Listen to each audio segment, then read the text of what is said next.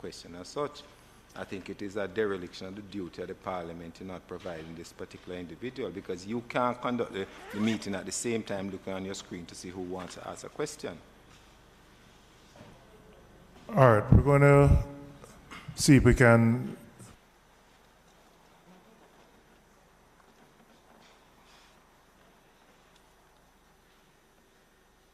All right, while we await that, we'll go through we have the minutes in. Are there any other apologies apart from Member Cousins, who has tendered an apology? And I indicated already that the AG is joining online, but the sitting will be led by the Deputy Auditor General. Any other apologies? Okay. All right, can we move to the reading and the confirmation of the minutes for May 3rd, 2022? And members, I just ask if there are any corrections to the minutes or any observations from the minutes that you wish to highlight. Chairman, page 2, in terms of apologies, item 4, members Holness, Miller, and Morrison, not Morris. Morrison, thank you.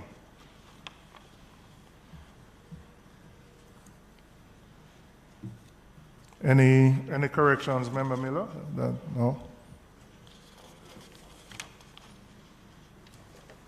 Member Guy, anything else that you Yes, picked up? Chairman, there is, I'm trying to, page 3. My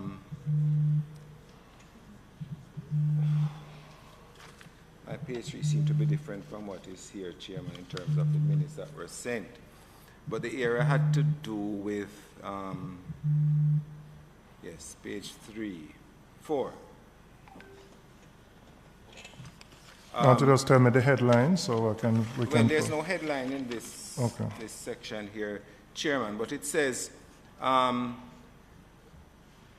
I read the section, the chairman said that meant that C.R. Hilton's contract had ended in 2020 and the entity was subsequently re-engaged. I think it's a bit awkward because you didn't say that, you asked that in a question. Yes, I would have asked that. I think the response would have come from either the executive director or someone else from the TPDCO.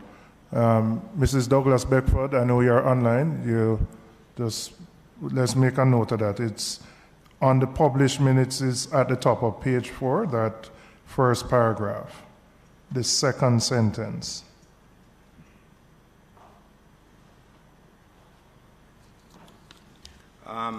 Chairman, if you go further, there is an incorrect spelling of statement on page 4, further down. Which paragraph is that? It is the second paragraph, but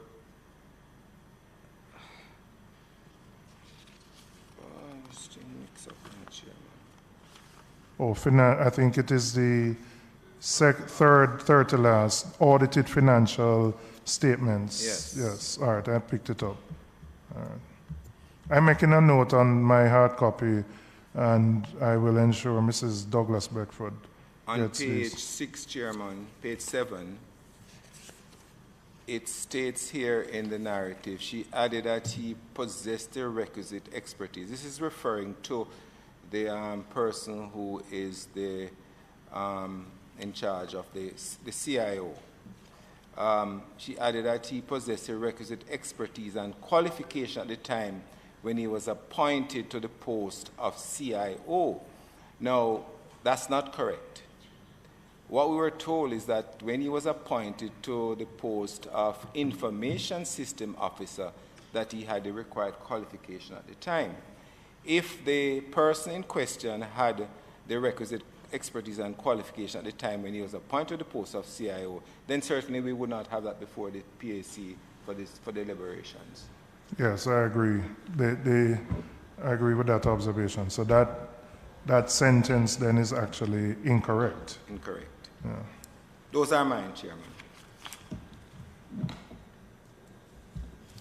All right, I've noted the corrections, and Ms. Brandon has just come in, and she's well, we have two clerks. The committee clerk is online, and Ms. Brandon will be marshalling from within the Parliament.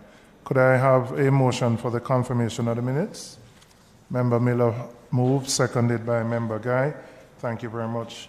Could I invite the Auditor General's team, led by the Deputy Auditor General, to introduce yourself and the members of the team here?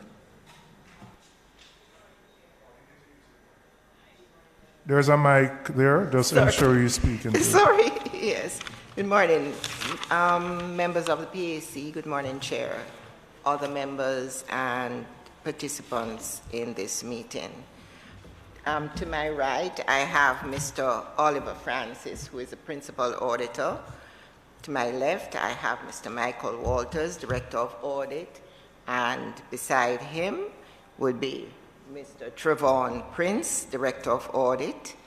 Behind, we have Mr. Kevin Bradfield to my right, and he's a senior auditor, Mr. Jamar Gordon, who will be sitting beside him. Mrs. Shanakay Campbell, who is an auditor, Mr. Coutland Thompson. Shanakay Campbell is a senior auditor.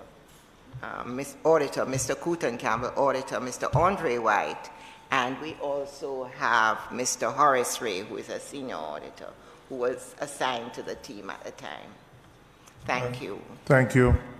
Ms. Blake, can you introduce the Ministry of Finances team? Hope Blake, Deputy Financial Secretary, and with me is Barrington Thomas, the Principal Director, Accounting and Financial Policy.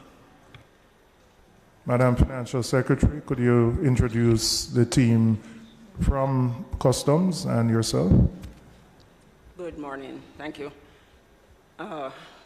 From the Jamaica Customs Agency, we have the Commissioner, Velma Ricketts-Walker, Deputy Commissioner Operations, Marlon Lowe, the Senior Director Operations, Kingston, Selena Clark Graham, the Manager, Sufferance Wharves, Nashelle Thomas, and we also have with us Madge Ramsey from the Ministry of Finance.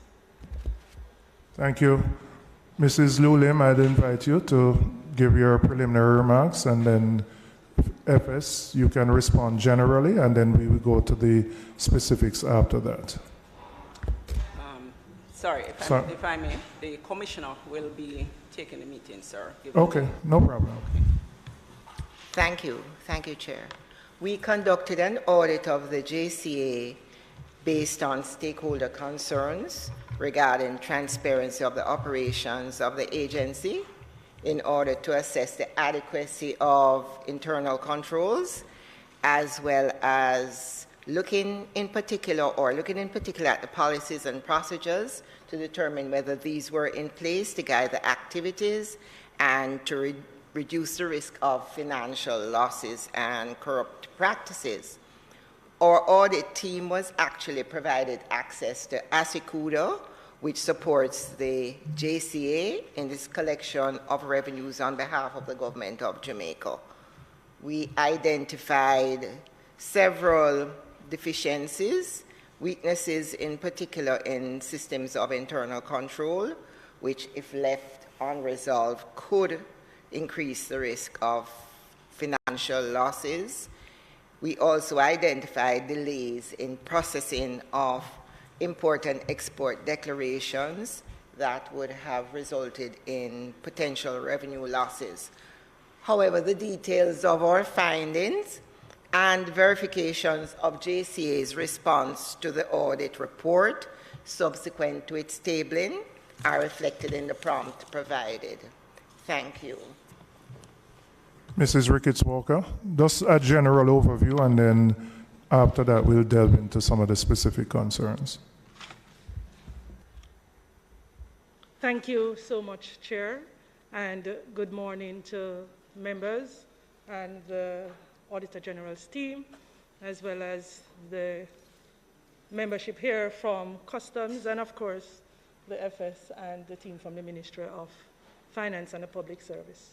The Jamaica Customs Agency notes the Auditor General's report, and also can say that the Jamaica Customs Agency welcomes the Auditor General's report and as it relates to the recommendations that were provided. We are also very welcoming of recommendations and are here to address any concerns and to provide any clarity that may be required. Thank you so much. Thank you, Madam Commissioner. I'll open the ball in with my first question. Who prepares the custom duty assessments for fuel that leaves BFO1 into the domestic market? So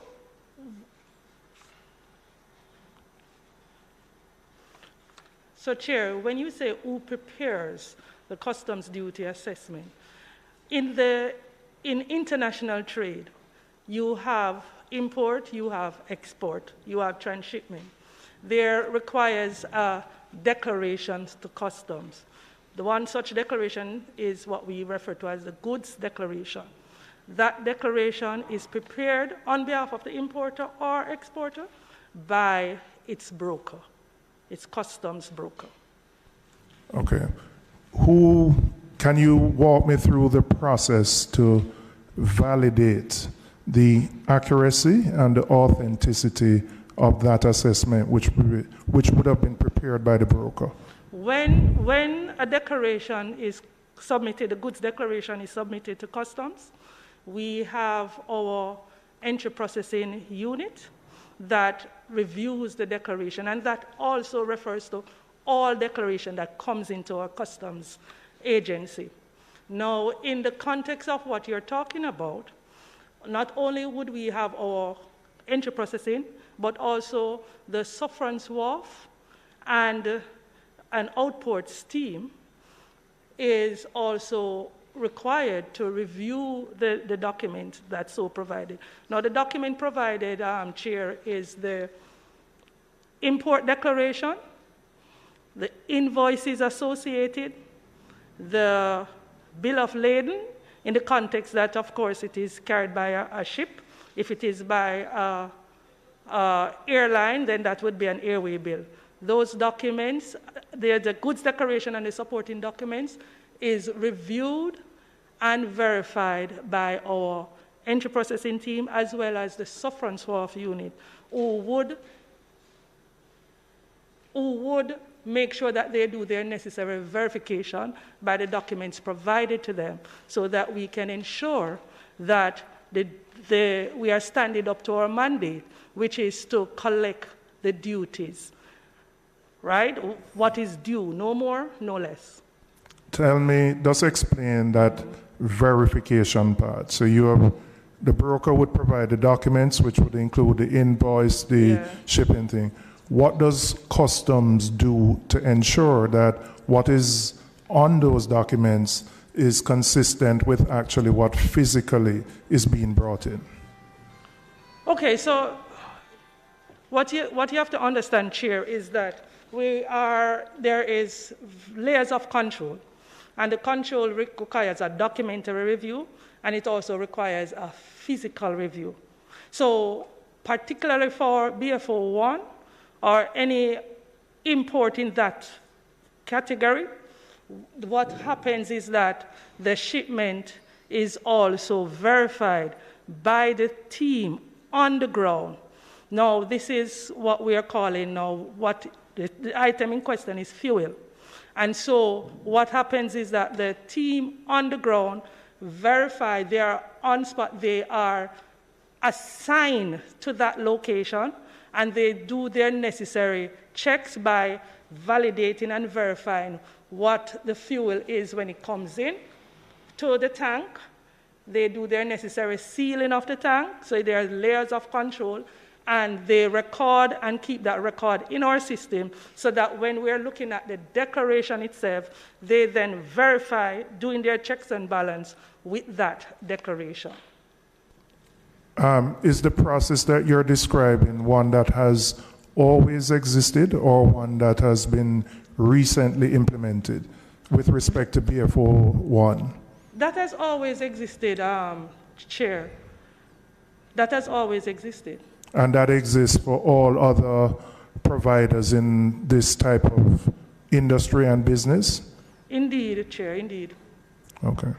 All right, Member Guy and then Member Sibley's. Thank you very much, Chair.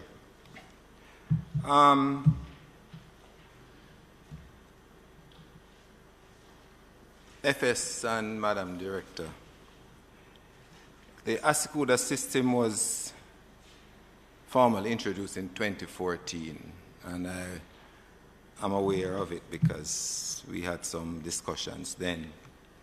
And I see here on your website that you formally commence the mandatory use of automated system for customs duty for commercial exports at the Port of Kingston, effective May 15th. And I want to read what is said. The Jamaica Customs Agency commenced piloting of the export functionalities of its automated system, Asycuda World, in December 2014.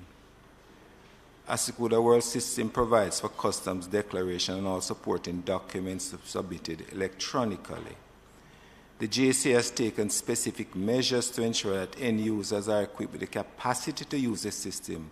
We have also partnered with JAMPRO to provide client support to registered exporters who require assistance in preparing commercial export declaration. It goes on, and all of it speaks to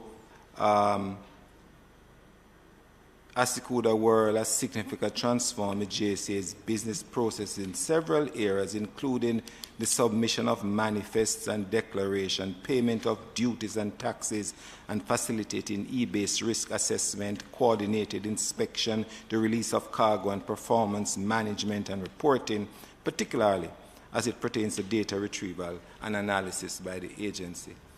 I find having such a flurry, after having such a flurry presentation as to what Asycuda is capable of doing and is to do, that your response to the failure in the prompt that JCA failed to ensure that exports from BFOs, BFO1s, SEs were authenticated, etc., etc.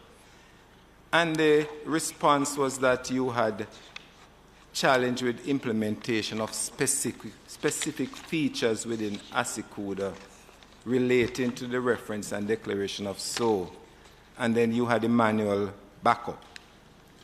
But this is many years hence. Why has it taken so long for the agency to tweak through those?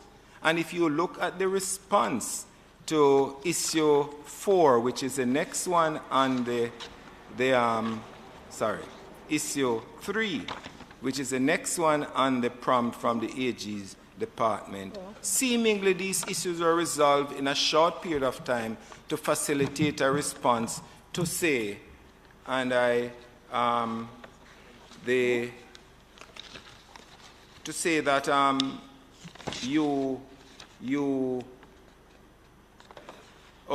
the AUGD was provided with export declarations and would have been able to verify that they were legitimate exports.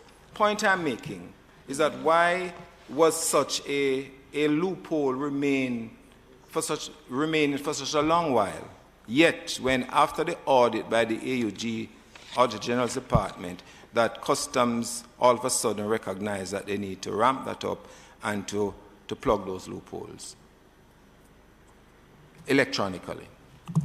All right, so, member, we are working with a very good system. I think Jamaica should be proud of Asycuda and what it has done in terms of transforming the way how we do our electronic processing at the Jamaica Customs Agency.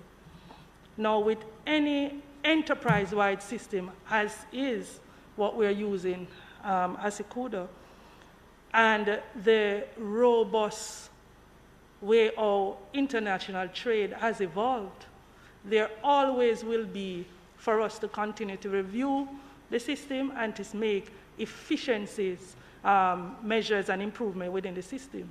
Even now, member, we continue to make improvement. We are in dialogue through the Ministry of Finance to add other improvement measures to Asycuda. Now, the system has allowed for us to do our work in a very good way, but also there also are deficiencies that we continue to work on and improve in that area. So I am not sure if the statement made that how long or why did we take so long, because we have been addressing the issues with the system as we go along. There's been significant investment made in that system, and we continue to build out on it. I thank you for the answer, Madam Director, and I appreciate that there are different challenges that have been tweaked and rectified. My only concern was that, you know, priorities and urgencies are what are important, and you were able to tweak that particular one in response to the Auditor General's request for within a short period of time, yet it had remained outstanding for many years. And based on what has come before us as a committee, we see where the inability to have uploaded it on the electronic platform resulted in the delayed payment to the coffers of the government of Jamaica. I'm sorry, member, could you say inability to upload what? Upload to the electronic platform delayed the ability for the payment of monies to the coffers of the government of Jamaica. All right, so I just want to reiterate that also with the implementation, that there was also phased implementation as it relates to Asycuda.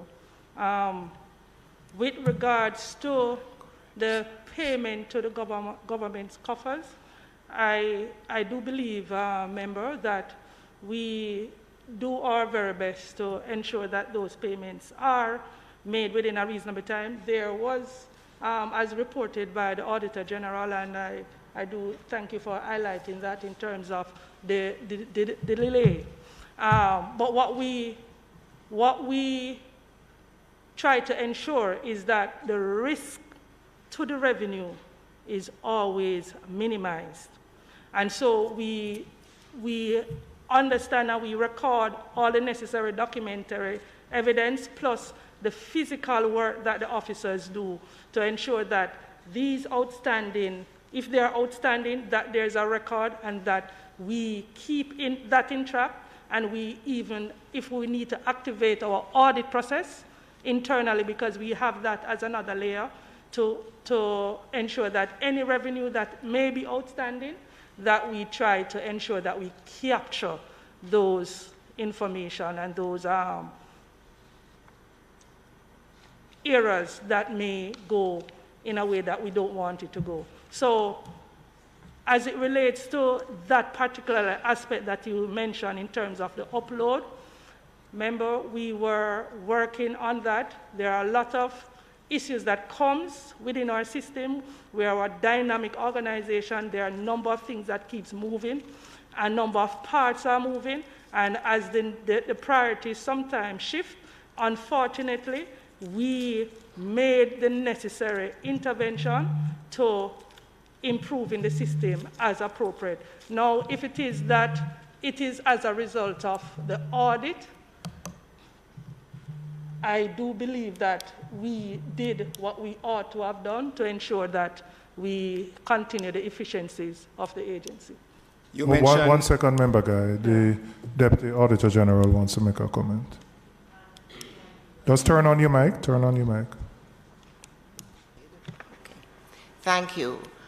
If I may just interject a bit, I think we may have also not been advised here in terms of the role of the surveyor in the process, why it would have worked in some instances in terms of Asycuda. Because in the case of one entity, which we could say Petrojam, it seemed to have been very efficient and effective, but there was not a consistent involvement in terms of the surveyor's oversight and role in the case of the other entity.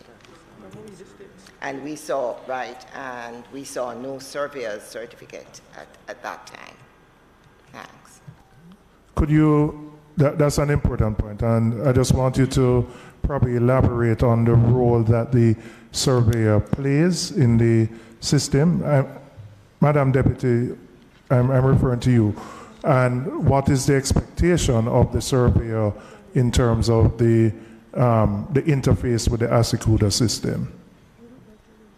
Okay, well, the surveyor is expected to be there looking at each import that comes in and exports on the system. And the validation really comes there because it means that that oversight provided by the surveyor will mean that there is a congruence between what is recorded in the system and what is observed by the surveyor. And you're saying in the case you have seen in one entity where there's been pretty full compliance or close to, but in this case you have not seen that level of compliance in the BFO one. Precisely. So if I may, Chair? Okay. And I just want to provide some clarity. Now, on the matter of the surveyor's report, and the agency, well, I certainly wish to provide some clarification on the use of the document. The surveyor report is indeed a document primarily used by the buyer and the seller to determine the volume of the fuel sent and received subject to certain factors. The term independent surveyor, to which we normally refer to, represent the service of the company or person engaged by both the buyer and the seller, not the JCA. Now, I indicated earlier that there are primary documents that the Jamaica Customs require. We require the import goods declaration, we require the invoice, we require the bill of lading or airway bill, and any other regulated document if the items are regulated, like what you talk about, license or permit, certificates of origin, like that. So the customs primary document, again, for export and import, bill of lading, airway bill, invoice, and therefore the JCA Customs relied on these documents submitted by importers to its agents as it relates to import or export. Now, we have been having extensive dialogue with stakeholders of the petroleum industry. And Chair, it was posited by the stakeholders that it is unfair for us to use, for them to use only the invoice and bill of ladings for the calculation of fuel volumes. Against this background, this is due to the fact that the fuel is imported and contains certain substances that is unusable by customers, and these include dissolved or free water and sediments. And this means that the price paid by the buyer to the supplier would be based on the volume, excluding the factors outlined, and at a particular temperature, which is a 60 degrees Fahrenheit or 15 degrees Celsius. Now, Madam Commissioner, can I just stop you for a minute? I don't want you to go into that detail. I'm trying to deal with a principle here.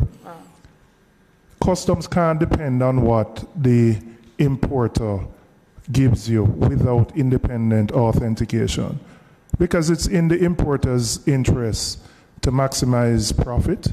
It's in the importer's interest to not necessarily, he or she may not necessarily want to declare the full amount of what has been brought in.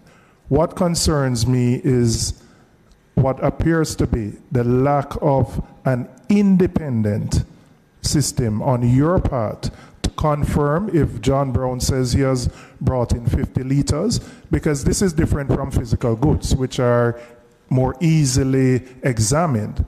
But if John Brown says he has brought in 50 liters, I still haven't gotten the answer as to how you verify that it is actually 50 liters that John Brown has brought in. Okay. That's really where I'm going. And what system you have, apart from looking at documents, because documents can reflect anything. All right, so if I may, Chair, I had indicated earlier that the Jamaica Customs Agency is present at the locations. Right, So they would check the tank? And they observed as well as check when they are able to. So for example, because they are trained, Chair, they are trained to do the dip and to know what the volume is when it is offloaded, what the volume is when it is removed from the tank. They are trained, they have to seal the tank, so there's a systematic and robust control measure physically that obtains, because you mentioned that it can't just be as it relates to documentary, but the documentary review is also very important and critical. What I'm saying about the surveyor's report is that the surveyor's report is a secondary document. It is not customs' primary document. If anybody import, what we require is your invoice. What we require is your goods declaration. What we require is your bill of lading or your airway bill associated with the shipment. So the surveyor's report is another layer, but it's a secondary layer. Here's my challenge. I'm reading from the Auditor General's report in the verification of your response. And it says, the JCA is yet to explain why the declarations were accepted initially, even though the surveyor's reports were absent from Asycuda at the time. This is the Auditor General responding to your response. And if I may provide some clarity, is that if you should understand our system, the importer or exporter make a self-declaration. Coming back again to your goods declaration, you submit that on the arrival of your shipment, you submit those declaration and invoices and supporting documents. When we received it, we also asked if there's a surveyor report, you need to provide update, allow for that to be uploaded to our system. But the surveyor's report is not something that is available at the beginning of the process. This is an independent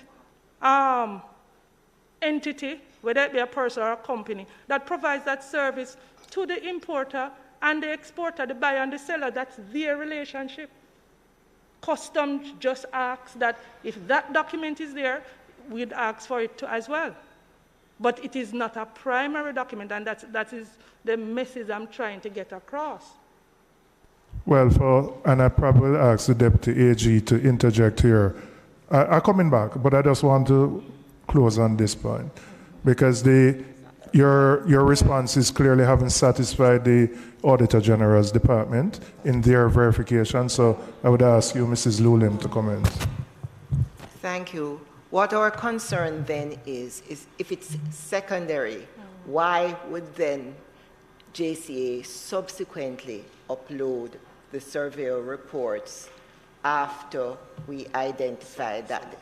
Yeah, well, as many as we have observed after we expressed our concern.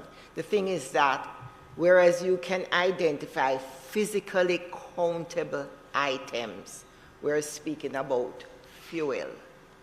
And so it is important that there is an independent report that can validate what is received and exported.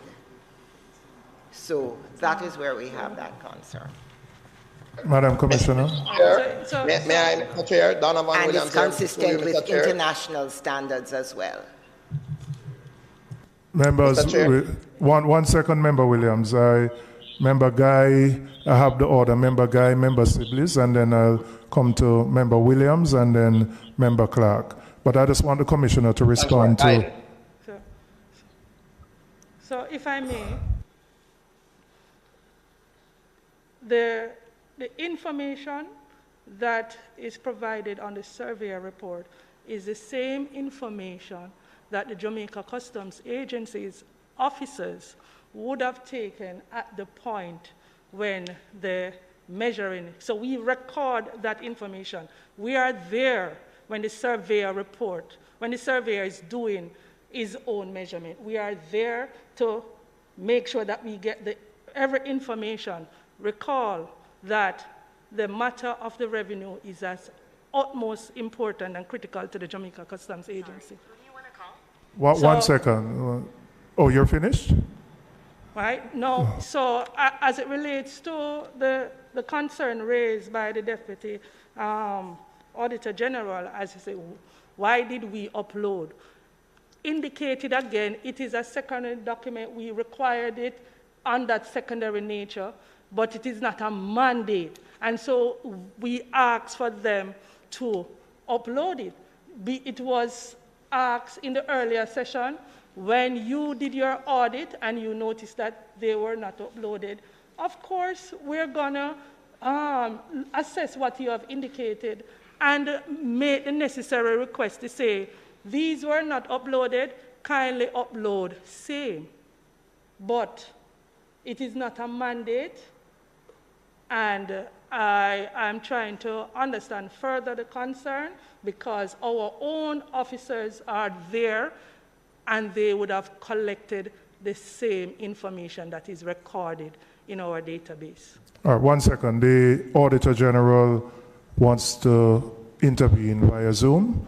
Madam Auditor General, you can go ahead. Yes, right. Good morning, Chair. Morning, go ahead. Is everyone hearing me? We're hearing you loud and clear. Go ahead. Okay. Thank you, Chair. All right, so I just want to make a few comments on the points raised by the Commissioner. I want to agree with the Commissioner with respect to the Asycuda system because to concur that it is a very good system.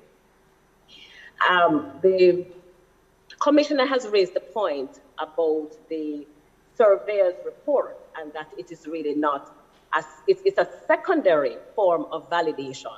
Well, that point is new to me because based on the information garnered through the audit, it was my understanding that one, there is provision on the Asycuda system to upload the surveyor's report, and it was used as a form of validation, whether it is first or secondary.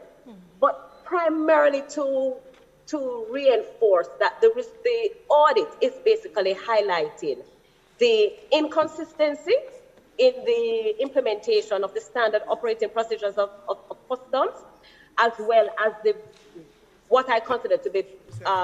Chair, a point of order. Point of order. What's the point of order, member? It is the Madam Auditor General just mentioned that it is the first time that she's hearing that the report, the surveyor's report is secondary. But a colleague of mine just reminded me that it is in the report. So the response from management was in the report. So it would not have been the first time that the surveyor's report is mentioned by management that is a secondary report. Okay. All right, Chair, go ahead, Auditor General. Yes, thank you, Chair. So primarily, the issue is the inconsistency in the implementation of the standard operating procedure. My colleagues would have mentioned Petrojam and the fact that all the issues that we are highlighting, we were satisfied with how those matters were managed with Petrojam. And unfortunately, with BFO1, there were a number of deficiencies highlighted. I also take the point being made by the Commissioner that the team, that is the customs team, on spot, they're trained and they do the requisite validation. And that may be so, but the audit trail is not there. We are unable to verify. Yes, we are told that this is done, but the evidence is not there. And this is the primary issue. And I think if we focus on the usefulness of a report vis-a-vis what is going to be done, we will lose sight of what really happened, what transpired in this audit. The fact is that the evidence was not there that the Jamaica Customs carried out the required steps and procedures in relation to BFO1, and the deficiency was glaring. That, I believe, is one that we need to emphasize so that meaningful steps can be taken. I really and truly don't believe that there's anything wrong with the Asycuda system. I think the Asycuda system is a very good system. It is how the system is used by customs that needs to be further visited. Thank you, Mr. Chair. You want to respond to that, Commissioner? I think there was Sir Chair, if I may, on a point, what I'm getting from the Commissioner and what I'm getting from the AG is two different things on a point of order. What the Commissioner is saying, and I might be wrong, is that it's not a criteria for you to do that according to your policy that is inside. However, if the AG's department is making a recommendation, then that is something that you look into. But what I'm getting from you is not a criteria. Am I right? all right. So in the earlier I spoke to a clarification that we need to make, and that was as it relates to the surveyor's report. Now, the member, you would have indicated that it's not a criteria, it's not a mandate, but it's a document that the agency would request of the traders in that area, right? But it's not a required mandate because there are certain specific customs declaration. Now, the surveyor report allows for some verification and it helps the process, but it's not a mandate. And that was the clarity I was trying to bring to this House.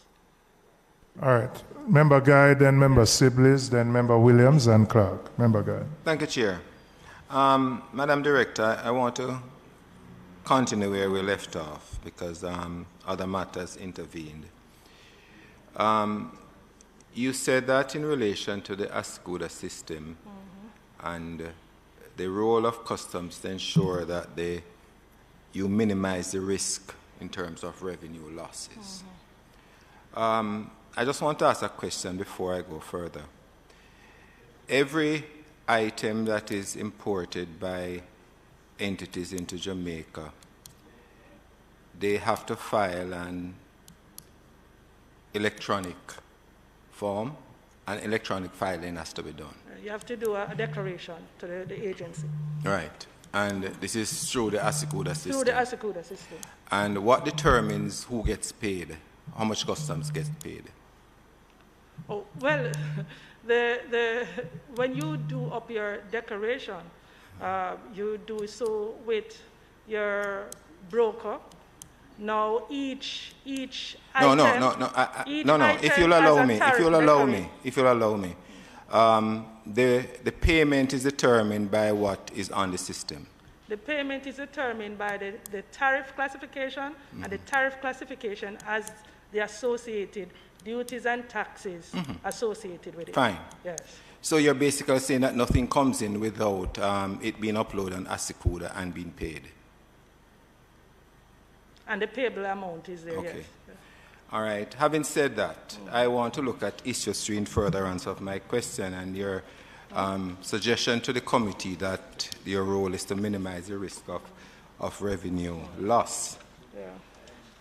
Issue 3, further, and I read, further JCS procedure for C-Bunker requires that, quote, the export entry must be prepared and processing fees paid prior to the activity, and quote, unquote, and it went on to say that GSA failed to validate the authenticity of 765 declaration entries for PFO1, which were paid late and recorded as exports. And I will go to issue 4A, because It says between June 18 and February 2020, BFO1 failed to declare in a timely manner a total of 50.08 million liters of imported fuel in 5 shipments with a CF value of 1.892 billion and estimated duties of 2.1 billion. The SEZ and Customs Act requires declaration to be made on or before the goods arrive at the port. However, JCA did not always ensure that BFO1 complete a declaration prior to fuel being placed into the SEZ as stipulated by the legislation.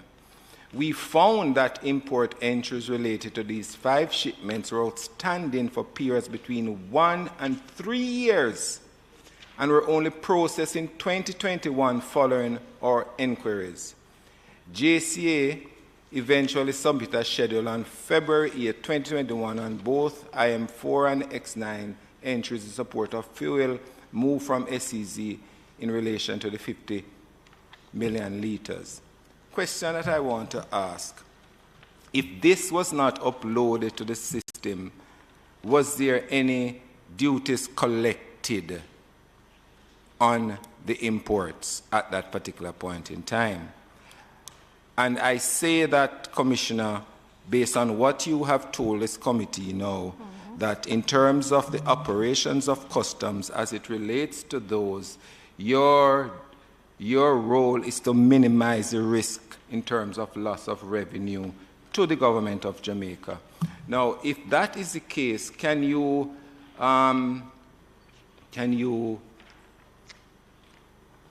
settle or comfort us and disabuse what the AG said in terms of the period of time it took between 1 and 3 years? Are you saying there that the fees or the duties outstanding were for those 1 and 3 years as well?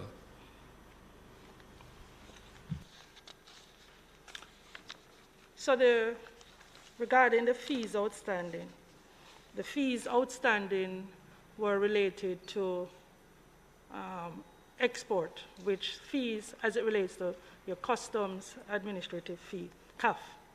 And as you are aware, there's no import duties and there's no duties and taxes, associated with export. So the outstanding matter would have been the fees, and the fees per declaration is $3,000 per declaration. Sorry, can I interrupt?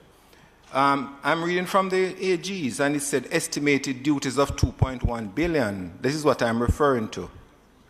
So that is incorrect, member. So you're disabusing us that is incorrect. Of what?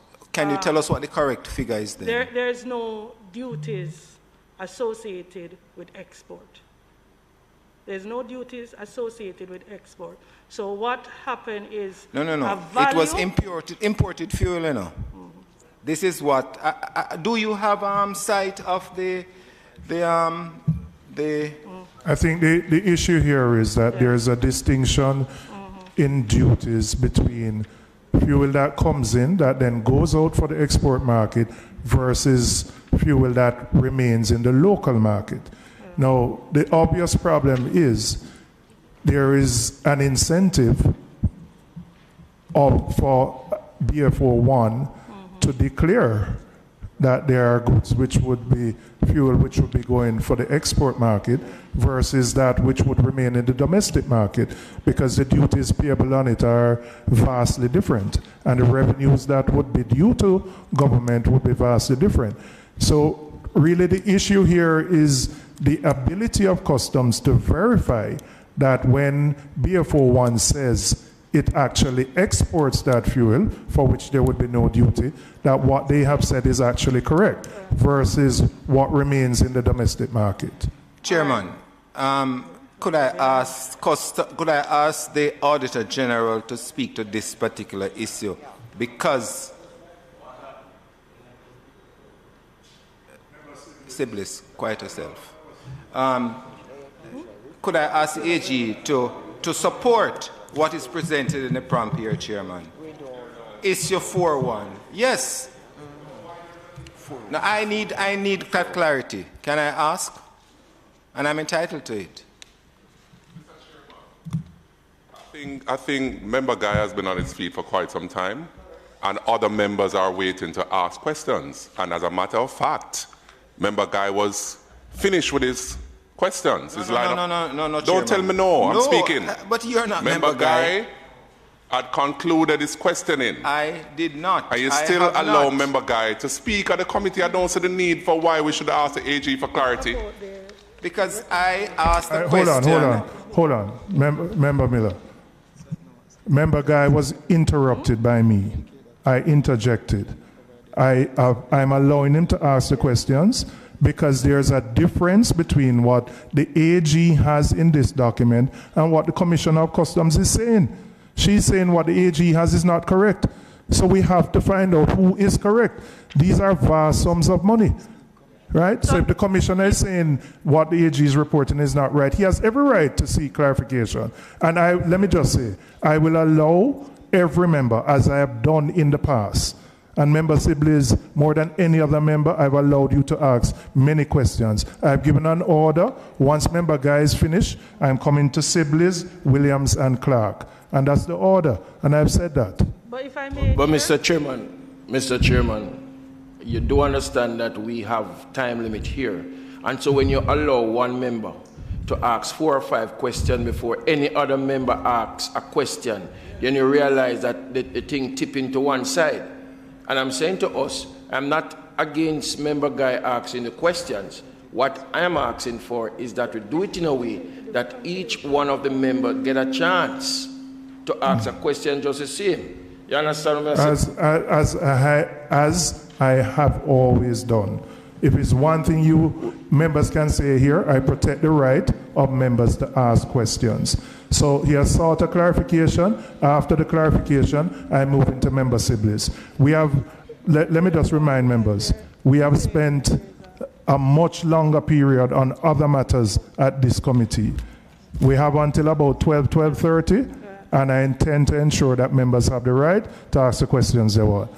Chair, if I could just quickly provide some clarity regarding the matter at hand. We would have provided a reconciliation to the Auditor General, and it was reconciled 98%, and the revenues were also accounted for. There's a 2% outstanding. We have a live audit internally carried out by the JCA, and if there is any anomaly, the audit will pick that up. So I hope that provides some clarity. AG. Thank you, Mr. Chair. What we are saying is that, first of all, the information provided was provided, 3 years later, in terms of the documentation. When you look in the system, you expect to see, we saw the IM9, right? Meaning that would have been... On a point of order, Mr. Chairman, please, could you just ask Madam AG to just repeat so that we can hear clearly what was said at the beginning, because we didn't hear it. What I'm saying is that we saw the IM9 in the system. The verification and the reconciliation that is being spoken about would have taken place after we identified that there was an issue, right? Not before. The other issue is that the IM4, which deals with exports, we would not have seen that those imports were re-exported then, right? But I will ask also Mr. Francis to go into detail as to exactly how the process went. But Chair, the declarations were paid from 2017, 18, 19. The reconciliation was provided, and the agency does its own reconciliation.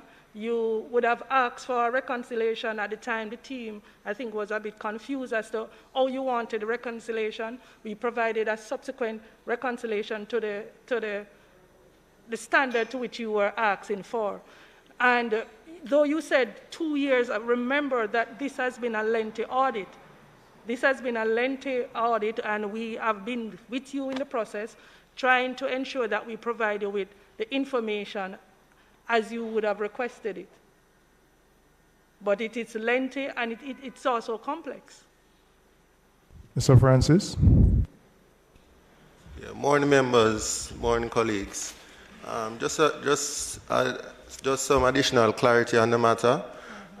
In relation to the imports, the 5 imports that we mentioned in the report, those were imports of finished goods that was placed in the special economic zone. And what we got from the JCA was a reconciliation that showed that some was re-exported.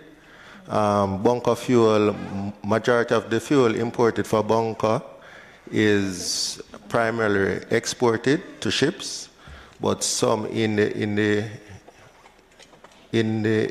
instance for BFO1, some was also sold on the local market. And we saw IM4 entries as well. So the main issue we're having here is that with the absence of the Surveyor report, we are not entirely sure if the fuel was exported, and with exports you only pay fees. With imports to the local markets, duties are payable. So there's a revenue risk exposure of the estimated duties of 2.1 billion. So it's a matter that has to be looked into very seriously and very carefully. Chair, if I may, because I think we need to provide some clarity. I'm going to ask Mr. Thomas. Morning again, members. All right, so... his name is Nashwell Thomas. He's the manager for Sufferance Wharf. Just introduce yourself and the position you hold. All right, so Nashwell Thomas is my name. I'm the manager for Sufferance Wharf since July last year. Part of my role when I took up the mandate was to look into the audit that is related to these matters. And so this particular issue would have came up and would have explained to the Auditor General in details as it relates to the payment of that 2.1 billion. Now, the declaration, as were mentioned, were prepared by the importer's agent. Those declarations were paid. They were paid by the importer, and so there's no, there should be no ambiguity as it relates to whether or not the payments were done. A comprehensive and detailed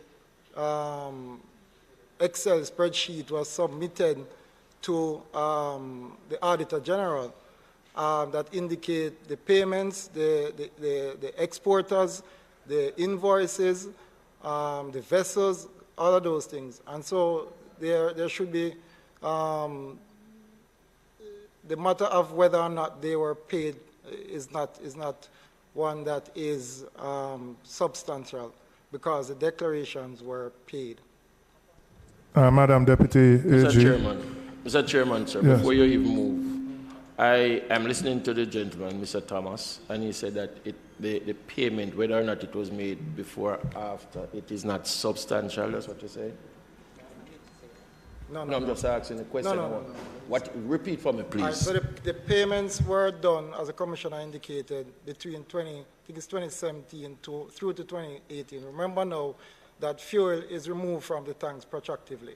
So they are not removed en bloc. So when a shipment comes, the importer will say they're removing X amount of barrels and made a payment based on that calculations.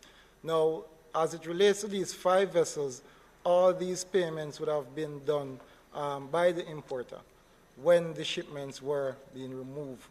And so, as it relates to export, a part of the shipment were exported, and the declaration itself would show, the invoices itself would show the respective exporter, which is BFO1, and the respective importer, which is, of course, a foreign entity, or the vessel that was bunkered. So for to say that the payments were not done is grossly incorrect. Chairman, my hand is up.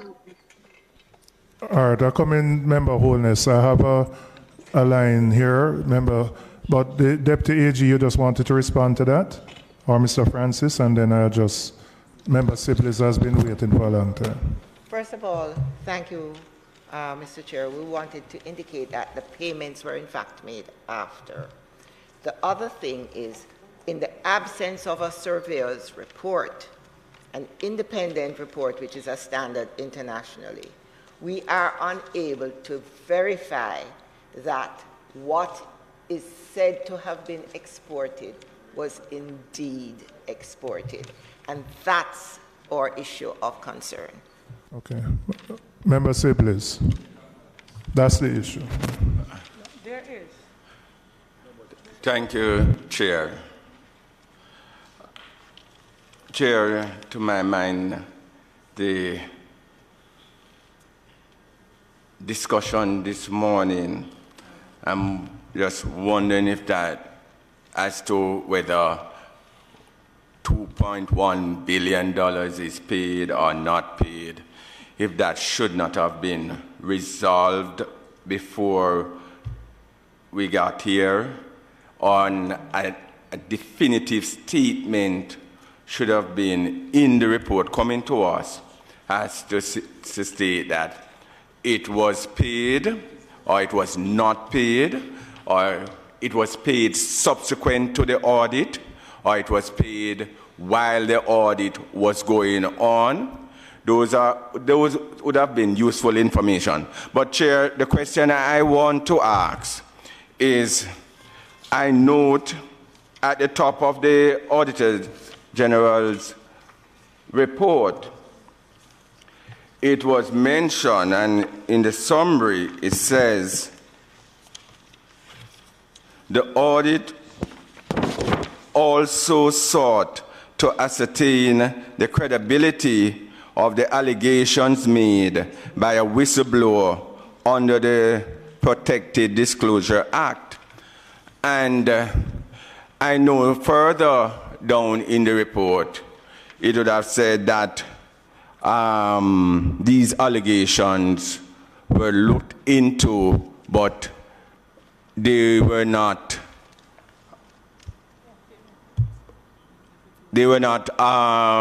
come to light by the report of your audit. Now, I would just want to know, what were the allegations made with regards to this whistleblower? It would be useful for us to understand the allegation made, one, and two, so that we can understand that those allegations, because whistleblowing matters are serious matters. And we would want to know what are those allegations, and if they're in these findings, if there are any weaknesses, control weaknesses, that would have led to the whistleblower making those allegations in the first place.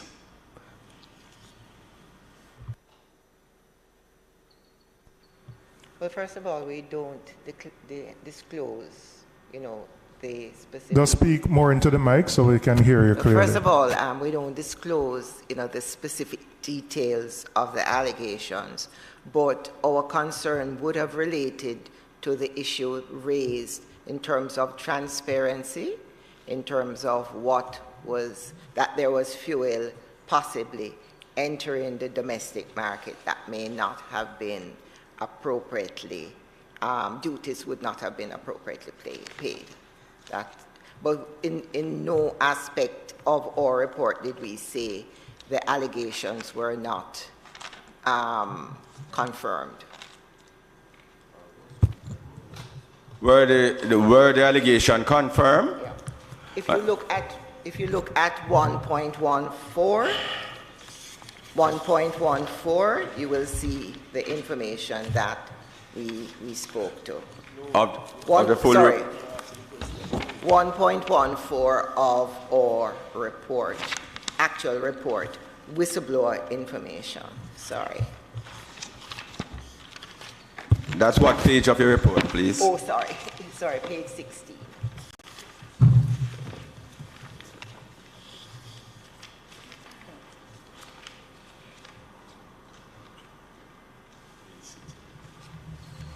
Yes. And you'll know that, you know, in the response, the JCCA actually indicated that they were in the process of conducting an audit. That would have been the very last sentence. Okay. So we would not have further details.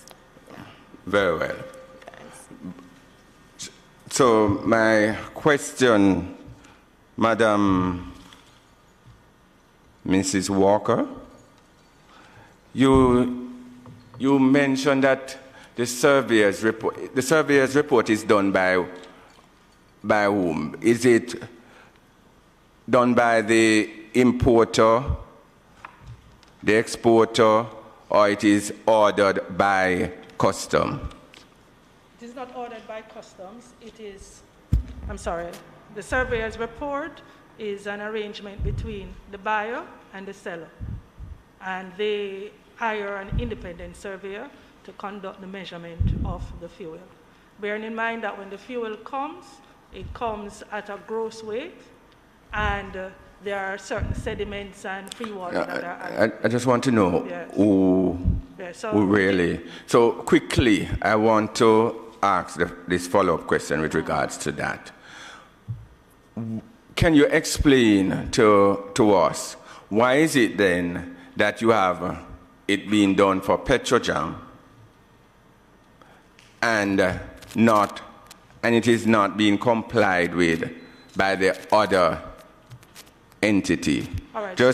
We would like to know why is it that is 100%, this is not 100%, and how does this not being 100%, not being done, impact the custom agency?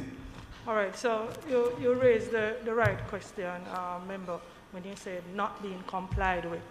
Now, the other entity, Petrojam, would submit their surveyor's report as, you're hearing me properly? Sorry.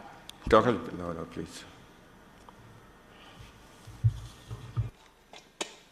Right, so as indicated, we had no significant issues with Petrojam submitting their surveyor's report. However, we did have some non-compliance with BO41 in uploading. Those compliance issues were resolved in terms of the now uploading as requested. We are also, I have to also speak to non-communication or communication issues on our part as well as customs to ensure that the document, though not mandated, you know, customs has asked for it, that you dutifully and faithfully ensure that those information are provided. Again, those are in train, and the entity and customs are working together to make sure that all those outstanding documentations are uploaded in the system. Mrs. Walker, I have a little bit difficulty in your response just now, because it is secondary. It is. And therefore, the impression that this committee got is that we don't necessarily need it. No, we don't. We don't necessarily need it. Yes. Right? And therefore, we use the other measures that we have in place, as you had mentioned earlier, when Member Guy was asking you some questions. How then you are saying that it's a communication problem and we need to communicate with our customers that they need to do this. It's sending a double signal, because I am thinking Petrojam, who is compliant, and the other suppliers or other customers who are not, you, in your response, you saying it is secondary. Wouldn't it be okay then now for Petrojam to then say, okay, this additional cost, we don't have to incur it because it is secondary and therefore there's other controls?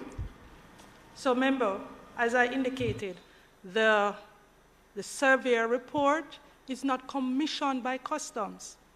It is a relationship between the buyer and the seller. So it is the buyer and the seller who needs it to ascertain their own relationship, not custom. We recognize that there can be value in looking at this document, and that's why we say, you know, we would want to see too, to add to as a layer, but it is not commissioned by us, and that's why I keep saying it's not a mandated document. It's a secondary document that helps our process. But your audit is centered around Surveyor's report, which can create a misleading representation. You finished, Member Sibley's? Thanks for the clarification, Mrs. Walker. It seems to me that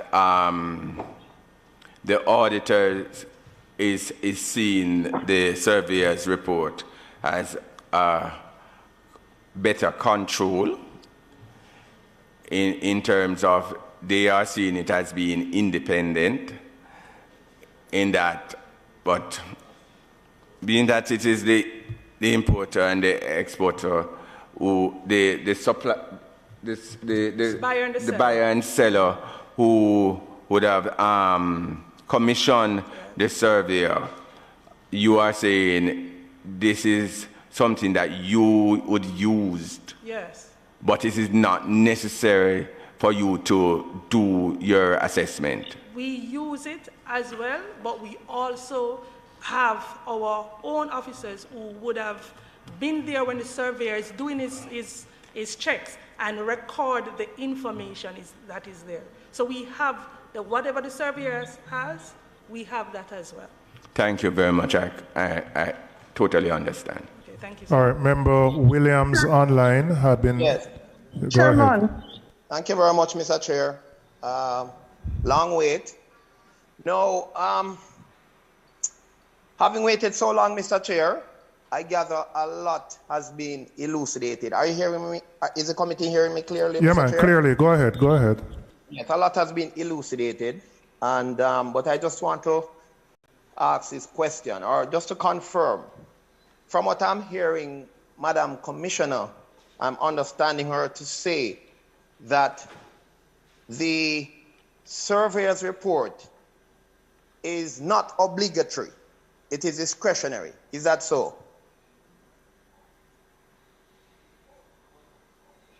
Oh. The surveyor's report, member, is an additional document that, should they have it, the agency would love to have a copy because it adds to our layer of verification. Question is, all right, so what I wanted to... it's not a mandated document by the agency. Requirement? Is there any legal obligation on the customs agency to upload it, the independent surveyor's report? No, there's no legal obligation. The legal obligation is relating to the invoice, the bill of labor, airway bill, or other regulated documentation. Okay. And the goods declaration. That's where the legal obligation comes in.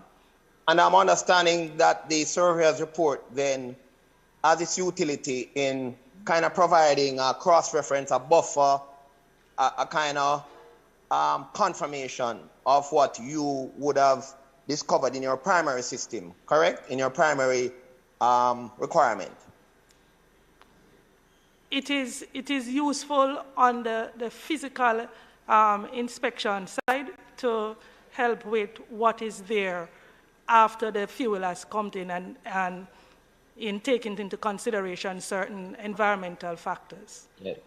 Now, it seems to me that the Auditor General has now placed, well, the Auditor General's department has placed high premium on these surveyors report, because it seems to be the issue here. So my question, in terms of your standard operating procedure and your way forward, are you, does the agency intend, your department or agency intend to incorporate this requirement or uploading of the surveyor's report from henceforth in order to satisfy any future misconceptions, misunderstanding that may arise?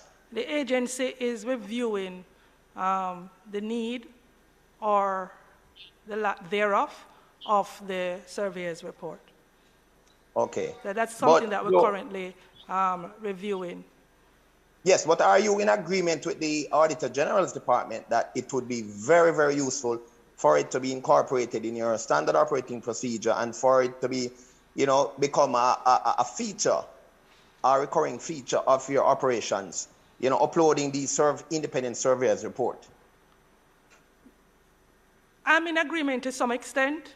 Member, one of the things is that when you put additional requirements on the trade and you talk about the cost of doing business and the ease of doing business, there are implications. And that is why I say we're reviewing it and to see where do we go in terms of the use of the surveyor's report.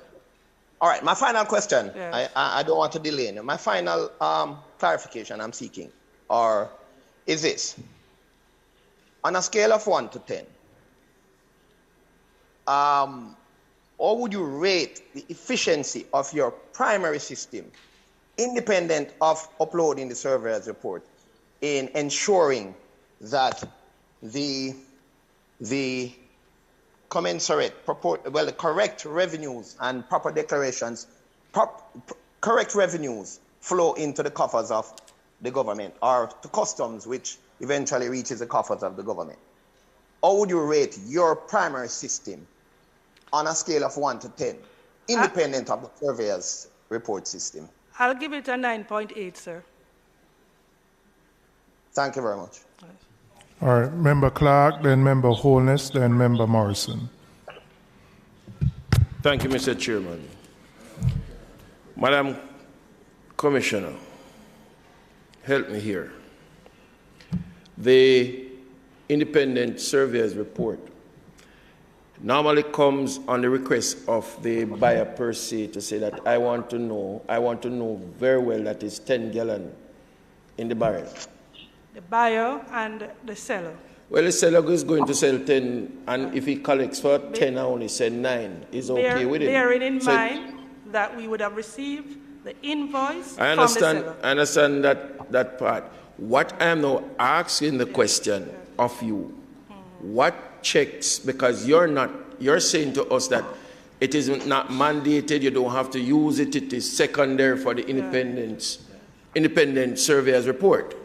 What mechanism you have in place to say, okay, there's not a collaboration or a collusion between buyer and seller to say that they provide invoices for 10 gallon when in truth it is really 15? So, the surveyor's report can have the same information, but let me explain something to you, member.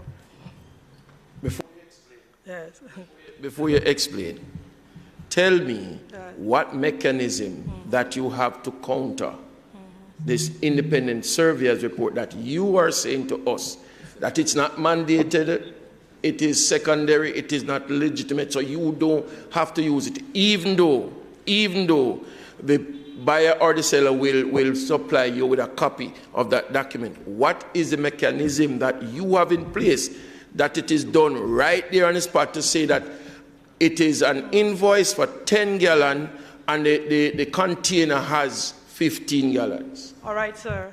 Member, when a vessel comes with fuel, a tanker, that fuel has to be offloaded. A manifest is presented. Customs receive the manifest.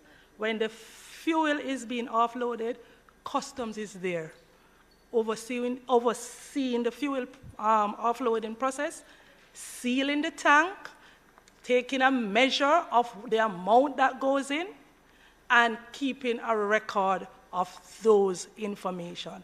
When this independent surveyor comes, customs is also there, verifying all that is done and keeping a record and doing our own independent dip and measurement. The officers are so trained. Customs is very dynamic. So you're saying to us that this is done on a regular basis by the book? Manager Sufferance office here, we have the persons in place that are doing those functions. On page 9, subsection 2 of the auditor's report, the full text, it is saying we found that JCA, that is Jamaica Custom Agency, that is correct, did not undertake ongoing monitoring of the import and export activity of BFO1. Is that correct to say? That is incorrect. There's a team that is stationed at that location. What do you, Mr. Chairman? One second. Yeah, I was going to ask the Auditor General to respond to what the Commissioner just said. Yeah, morning again, ladies and gentlemen. I accept much of what the Commissioner just said in terms of persons being at the port from customs, actually monitoring, taking an opening and closing dip and so on. But if you read sections of our report, you would have noted that it took, let's say, 3 years for some declarations to be made. So, yes, customs is saying that there are persons measuring and, carrying out the requisite due diligence. But yet, customs is not forcing the importers to submit the declarations on time. So that's the first. And in relation to the last statement, in relation, what was the last statement again? She's saying that what we're saying is not valid, but you can speak to that. You can speak to that. Yeah, but at the end of the day, in relation to in terms of the reconciliation, in terms of ongoing reconciliation, if you read the report, in relation to the 5 shipments, we got about 3 different reconciliations over about an 8-month period. So after the first and second reconciliation being presented, you start losing confidence in what is being presented. For example, in the first instance, when we looked at the reconciliation, some of the items being taken out or taken from the special economic zone was not even fuel. It was like soybean and digestives and so on. So customs is indicating that there are ongoing reconciliations, but the evidence is not presenting itself. So, my intention is not to, let's say, countering everything that customs is saying, and I believe we're on the same team. And, I want to look into the matter seriously and carefully because there is a great revenue risk exposure here, And if customs, as they indicated, carry out their audit and execute it to the best of their ability, with the aim being the Jamaican citizens at heart, to ensure that the duty is collected where necessary, I guess we will be in a good place. Mr. Chairman, there is a great difficulty. There's a big gap, because here it is. John Public goes to the wharf or to the airport to collect a barrel. And what is done there leaves me now to be hearing what is being said here, where we are unable to say definitively what information is provided to us by either of the two entities is factual. And I'm saying, I want a definitive answer today, because John Public is watching us, and we are here to get definitive answers as to what is happening. AG department just opened a can of soya bean. Let me say, because Mr. Chairman, SEZ, Special Zone of Economic Zone, is created in a way to enhance the economy. But what the gentleman is saying to us is that things are being, not only the bunker oil or oil produce that are going out, you have other things that are leaving. And he's saying that over 8-month period, they got 3 different reconciliation report. I see the commissioner shaking her head. It is in the report by the Auditor General, so if it is not accurate, and I'm with you, Member Clerk, I'm sharing your concern, because the disparity between what is very wide. Too wide. And the quantity of exposure financially is wide. But let me invite the commissioner, because I saw you shaking your head when Member Clark was speaking on the issue of the non-fuel items that were imported into the SCZ. All right, so Chair, if you'll allow me, Mr. Thomas will speak. Okay, so as it relates to the can of soya beans and so forth, now where the SEZ is located, there are other companies that utilize the port. And so when you are searching, inquiring of the system, you have to be careful what you input in terms of what they call office code. Because the office code is general. So if for example, Windalco uses the port, so if you input generally that office code, it will bring up caustic soda, soya bean, molasses, all those type of items. Now, what you need to do is to input the importer's TRN, which is WIP, which is BFO1 TRN, right? Unfortunately, I don't know if that was done in the context of the AGD research, and so that adds some issues to their search. But what happened thereafter is that we would have provided to the Auditor General the full details of all the invoices, the declaration, the associate payments, so there should be no ambiguity as to whether or not the 2.1 billion in reference to the Auditor General report is outstanding. That amount was duly paid by the importer, and the evidence are there to show that. A quick, Chair. Chairman? One second. In what the gentleman just said, just a clarification. Was the reconciliation created by the Auditor General or the statement, or was the reconciliation statement created by Jamaica Customs Agency and sent to the Auditor General? The agency created the reconciliation and sent it to their request. And so it is you who would have sent incorrect information over to the Auditor General's No, what I'm saying, department. the information that was sent, the search, when you use those data, you have to know how to search the system using the declaration that assign specific numbers. Order. What we're trying to get, Mr. Thomas, is this.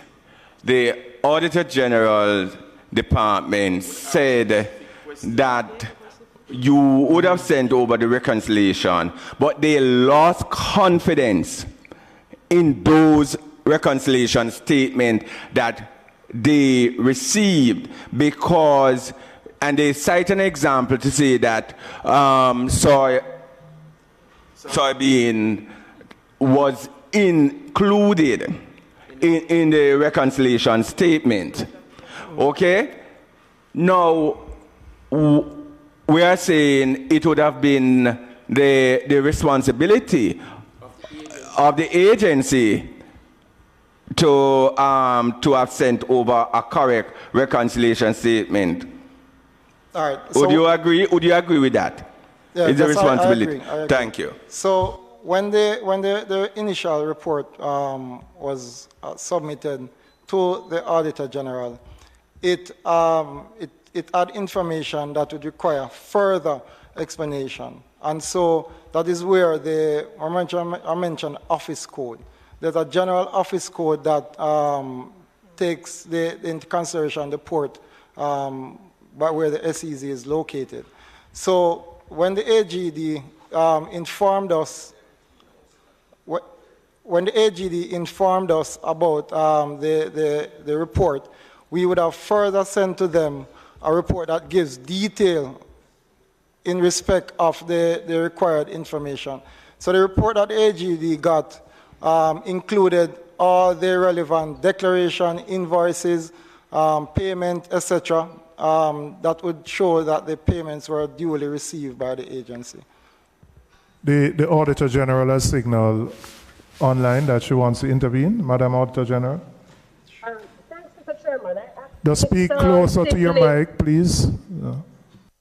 Are you hearing me clearly? Yeah, better now. Okay, thanks. Well, Mr. Siblis basically raised the point that I wanted to make. The reconciliation reports are prepared by Jamaica Customs, so any errors contained in those reports must be the responsibility of the Jamaica Customs. But, Mr. Chairman, this audit has been plagued with this issue of BFO1. I said it earlier in my point, the point that I made earlier, that it's really for Jamaica Customs to admit that they have gone woefully wrong where the control processes surrounding BFO1 is concerned. And what we did was to look at another agency. And I mean, I'll repeat that all the systems were in place for Petrojam. It just so happened, and I believe it may be member Sibley's or Clark who had asked for information in relation to the whistleblower. And my deputy correctly stated that we couldn't give out that information because it's quite detailed and it would be more revealing in terms of the third party. And of course, we were not able to actually confirm some of the allegations because we did not have all the information. And it's just unfortunate that we received a whistleblower concern in relation to BFO1, and we were not able to substantiate anything because the transparency around that particular importer is really weak. And it's just for Jamaica Customs to recognize that they need to improve the system. Because as we have stated in the report, we didn't say that there is a loss of $2.1 billion, but what we did was to assess the duties related to the import to identify the financial exposure to the government. And really, that's what the report is about. It's really highlighting that there are serious issues. As it pertains to the surveyor's report, that is something that I would have to look back at, but we don't establish the rules. We audit using criteria established by the agency. So it's not that we are foisting the surveyor's report on Jamaica Customs. It was our understanding based on what we observed that this was a part of their process. I'm here in Jamaica Customs saying something else today, but I believe the Commission has also admitted that it is a useful document that will be incorporated. And in fact, they have indicated in their response that they will upload the surveyor's report in relation to BF01. And we were able to confirm that those reports do exist, because they do, BF01, they do have an independent surveyor. So I just want to make that point, Mr. Chairman. I hear what is being said about the incorrectness of the information. I stand by what is presented here. The Jamaica Customs, they were provided with several opportunities to provide the evidence. And the evidence is not word of mouth. The evidence is what is in writing and what we're able to observe. And unfortunately, whereas I don't want to dispute what the commissioner is saying, but I'm just saying to her that I was not able to validate the process that as she has outlined it, because the evidence available does not support what she's saying. Thank you, Mr. Chairman. Madam Commissioner, you have anything to say in response to that?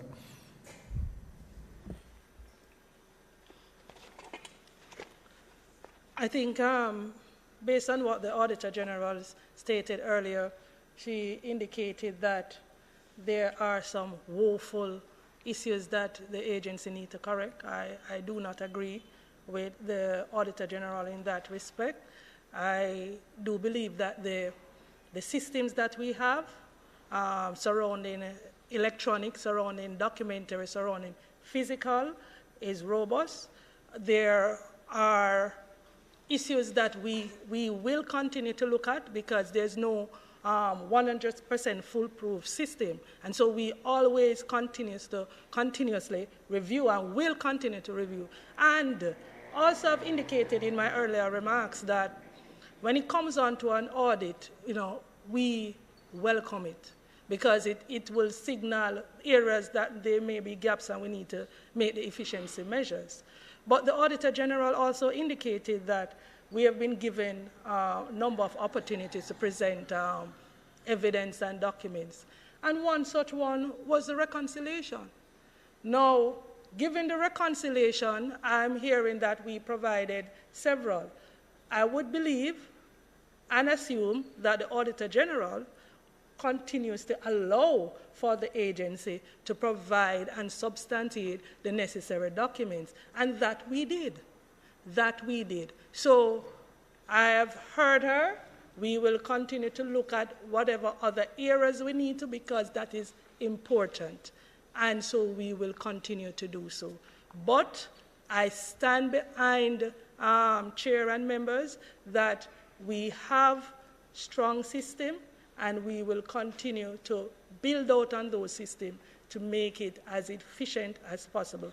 And that the Auditor General has not indicated that there was revenue that was lost. No, she said exposure, not loss. Yeah, okay. Member Holness, you've been waiting online. Thanks, Chairman. So long that I'm not sure that it makes any sense, but I'm still at a place where I do not believe we are comfortable, because it seems that the Auditor General and the Director of Customs is still too far apart in their comfort with the existing system and its reliability and their ability to be able to place a certain level of comfort in the accuracy of the revenues that should have accrued to the government. I believe it is necessary in going forward that another meeting is held by the Auditor General and Customs, because we cannot continue to be in a place where there is such a significant divergence in the views. It will result in another audit that have the exact same findings, because if the Customs Director or Director of Customs is saying, I'm 98% comfortable, 98% is almost foolproof, and that is not what I'm seeing coming out of the AG's report. So what is the direction forward? How are we going to ensure that in an audit, we are comfortable with the quality of the reconciliation, the quality of the documentation, that we are able to stand on those documentation for a sense of comfort in the reliability of the system?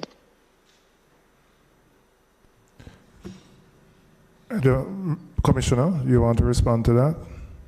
The challenge, Commissioner, that all of us are having is that you see for one particular company, compliance and almost full compliance in terms of the AG being able to comfortably say all documentation in place and can confirm that the duties that were owed were paid and what should have been paid was paid, as in the case of Petrojam.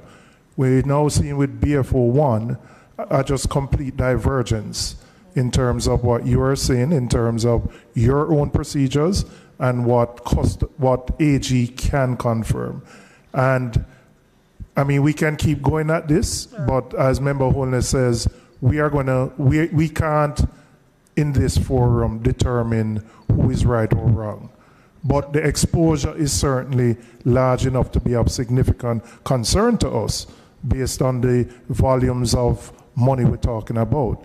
So I do believe there's going to be a need for a follow-up to see whether that gap can be closed between what you are saying and what the AG's department is saying, because it is still miles apart as we speak and doesn't provide any comfort to us as members of this committee. So, but I'm going to ask Member Morrison had her hand up, and then Member Wilson, and then I'll come back to Member Guy. Thank you, Chair, and thank you, Member Miller, for very early in the discussion for pointing out something that we consider to be important. Madam Director, good to have you. Greetings. The report from the Auditor General's department, as we have seen, is alarming to say the least, and with many critical items that are still in view. We don't want to believe that the Auditor General, and to use maybe the right metaphors here, that the Auditor General's department is at sea, right, on how to probe, because as the Auditor General has mentioned, that they have used the criteria, the same criteria established by the agency. And as Chairman has pointed out, there seems to be a clash on systems of accountability where the surveyor's report is used as an important piece of evaluation, but with your grading your operation as a 9.8 out of 10, it is saying to me that the surveyor's report, though useful, may not have been mandatory. Now, the Auditor General is standing by that department, the Auditor General's department is standing by their report, and you are standing by your 9.8 to say that your system is strong. In looking at the brief here, there are 3 items that are escalated, and you may follow page 8 and page 10. And this is something that I'd want you to just keep in focus, right, as we move on from here, that the JCA repeatedly indicate that it had knowledge of the imports by way of the manifest, and here is where it gets important, but has been silent as to why it did not compel BFO1 to declare the import by way of an entry. And as you've heard the Auditor General, that the JCA has been woefully wrong. This is very serious. Number 2, and I'm over at page 10, that the JCA is the submission of incorrect information does not provide assurance that the JCA is effectively monitoring export activity. This also is serious. And point 3, that there is the outstanding concern is that your system did not detect the errors which were only addressed after their office had brought the errors to your attention. So these are very important items, and we as a committee, we just want to see what I call the 3 C's being established. One, that there is some convergence and consensus as to the methods of accountability so that we can have 3 conclusions as to the operations of the JCA. Thank you, Chair. Thank you, Member Morrison. Member Wilson. Yes, thank you, Chair. Good morning, everyone. I sat here and I listened to the discussion, and to say it's worrying is a light statement. The surveyor's report, even though it's not a requirement, we are seeing where it has value. And Member Clark did ask how JCA went about doing their verification and audits, and you took the time to explain, to reassure us that systems are in place. However, the evidence that we have in front of us points otherwise. It took 9 months to do 3 reconciliations by your own entity, JCA, and 2 of them are wrong. And even though I heard a quite good and technical explanation as to, quite plausible as to why it would have been wrong in the 2 instances, it's still not acceptable because this is your entity. You should have known this. It's not like the person is foreign to your system. And on your 3rd attempt, say we are at 98%, the confidence isn't there.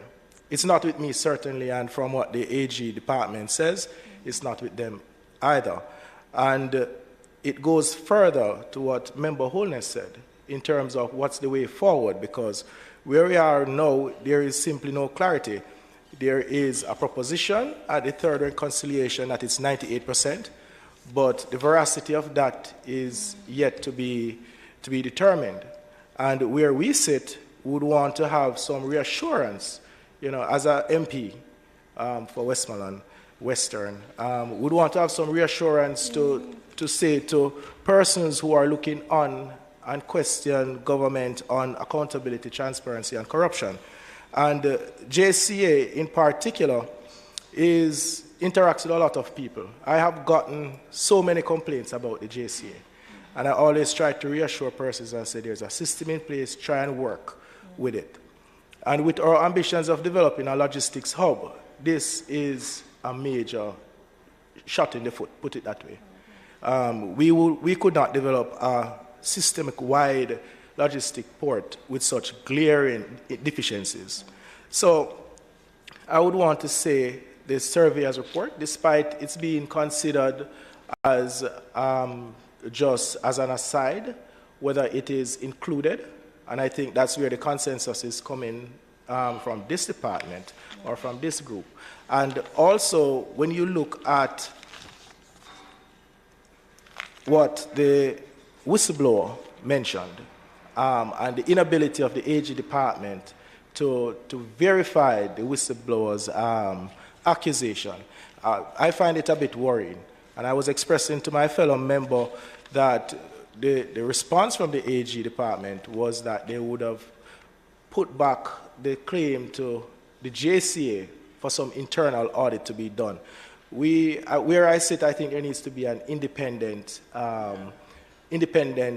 view or an independent body that looks at this accusation or allegations, and not necessarily the JCA investing the JCA about something that a whistleblower would have mentioned. So those are my few comments, Chair, and I just want to reaffirm that this is very worrying, and we should at some point develop some mechanism to strengthen what we have, because despite we're looking at this report, you guys have done some things very well, and I think we're not talking about that today, but I just want to remind the committee that you guys have done tremendously well in some other areas, but in this one, we have seen where we have massive risk and exposure to the Jamaican people, and where our tax dollars may be leaking, and we cannot verify whether it is or not because the data is just not there. All right, thank you, Chair. Member Guy? If I may? Oh, sorry.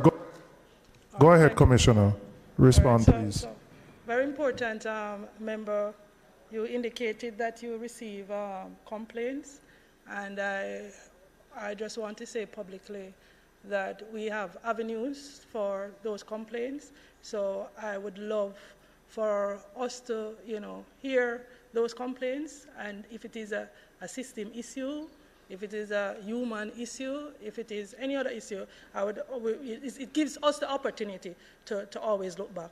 But onto that point about complaints, I just wanted to add that it's not very comforting to someone who is clearing a 1 barrel, going through, spending 2-3 days at the wharf and being charged X, and they are forced to pay that money. And then they turn on their television, and on the nightly news, you hear that 2.1 billion is exposed. And it took 2 years for payments to be made. Jamaicans will look at it and say there's two society. Why the man with 2.1 billion is going to take 2 years to make payment, but I'm clearing my barrel and I have to come up with the money instantly at the port. So you have to understand that the public is looking on and looking at how things are treated and how we respond to these issues of transparency and accountability. And they're judging us. Understood. And so I just wanted to, for whatever information you have, that you may forward it, so it gives us an opportunity to better continue and improve our systems. But importantly as well, the agency, by law, has a responsibility to do its own audits. So every importer, exporter, anyone who, within the training arena, the agency, by way of risk or routine, conducts audit. The agency started its audit not because of whistleblower that was indicated by the Auditor General. We started our own routine audit on BFO1. Now, when there can become any risk to the revenue, that's another layer to ensure that if there's any anomaly, the audit process picks it up, right? So I understand that there was statement about exposure. I'm going to repeat that when we did our own internal assessment and reviewed the monies that came in, there wasn't any immediate risk we would have collected. I understand that as it relates to some export documents or declaration, there were some fees that were not collected in a timely manner as it relates to the $3,000 for CAF. And of course, we have a responsibility to ensure that those fees are collected within a timely manner and indicate to the importer-exporter to ensure that those fees are collected. I want to give the assurance that the agency continue to build out on its systems, be it electronic, be it documentary, be it the processes, the physical. We continue to build out. The report coming from Auditor General, where the recommendations are to the advantage of the agency, we will and has been doing what we need to do to implement accordingly.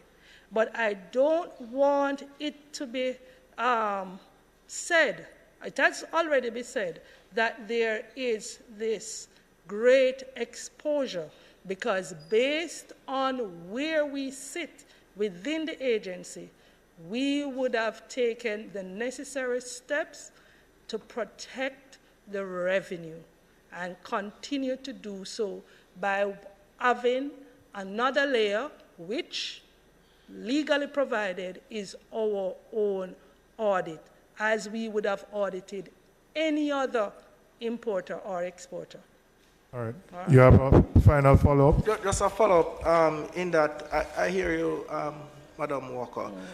My only challenge is that with how things have been shaping up, and the internal audit, we are still, and I can speak for myself as a chair, as a member of the PAC. So just to be clear, it is not an internal audit. What we do is a post-clearance audit of the entity. All right, so just to get the terminology correct. All right, so so the post-clearance audit would specifically correlate, and I hope would correlate to the surveyor's report, specifically as it pertains to the fuel. As indicated, we will review the surveyor's report, and of course, taking into consideration what has been said in the report, what the members have highlighted. Of course, we'll have to take those into consideration. So the review, and based on the comments made, are timely. Right, so my specific question as it pertains to the internal audit was in reference to the whistleblower's comment, where the AG department said it was being handled by an internal auditor. So when I spoke specifically of the internal audit, I was looking at the whistleblower's report, and despite us, the absence of details of those claims, I want to get a full understanding whether that particular investigation is being carried forward by JCA. That particular post-clearance audit is currently undergoing. Okay, thank you. And that started from 2020. All right, thank you. All right, Member Guide and Member Sibley's, and then I have a final question. We have to wrap because there's before Parliament, there's some preparation of the room that is necessary. Thank you very much, Chair. Madam Director, I'm very pleased that you have made a final statement that you say there has been, based on the work of Jamaica Customs, no risk to the revenue. You know? Those were your words. No risk to the revenue. I find it a little troubling, however, when I go to issue number 5, which speaks to the inability to monitor faithfully the private bonded warehouses, which contribute to significant payment arrears by the warehouse operators.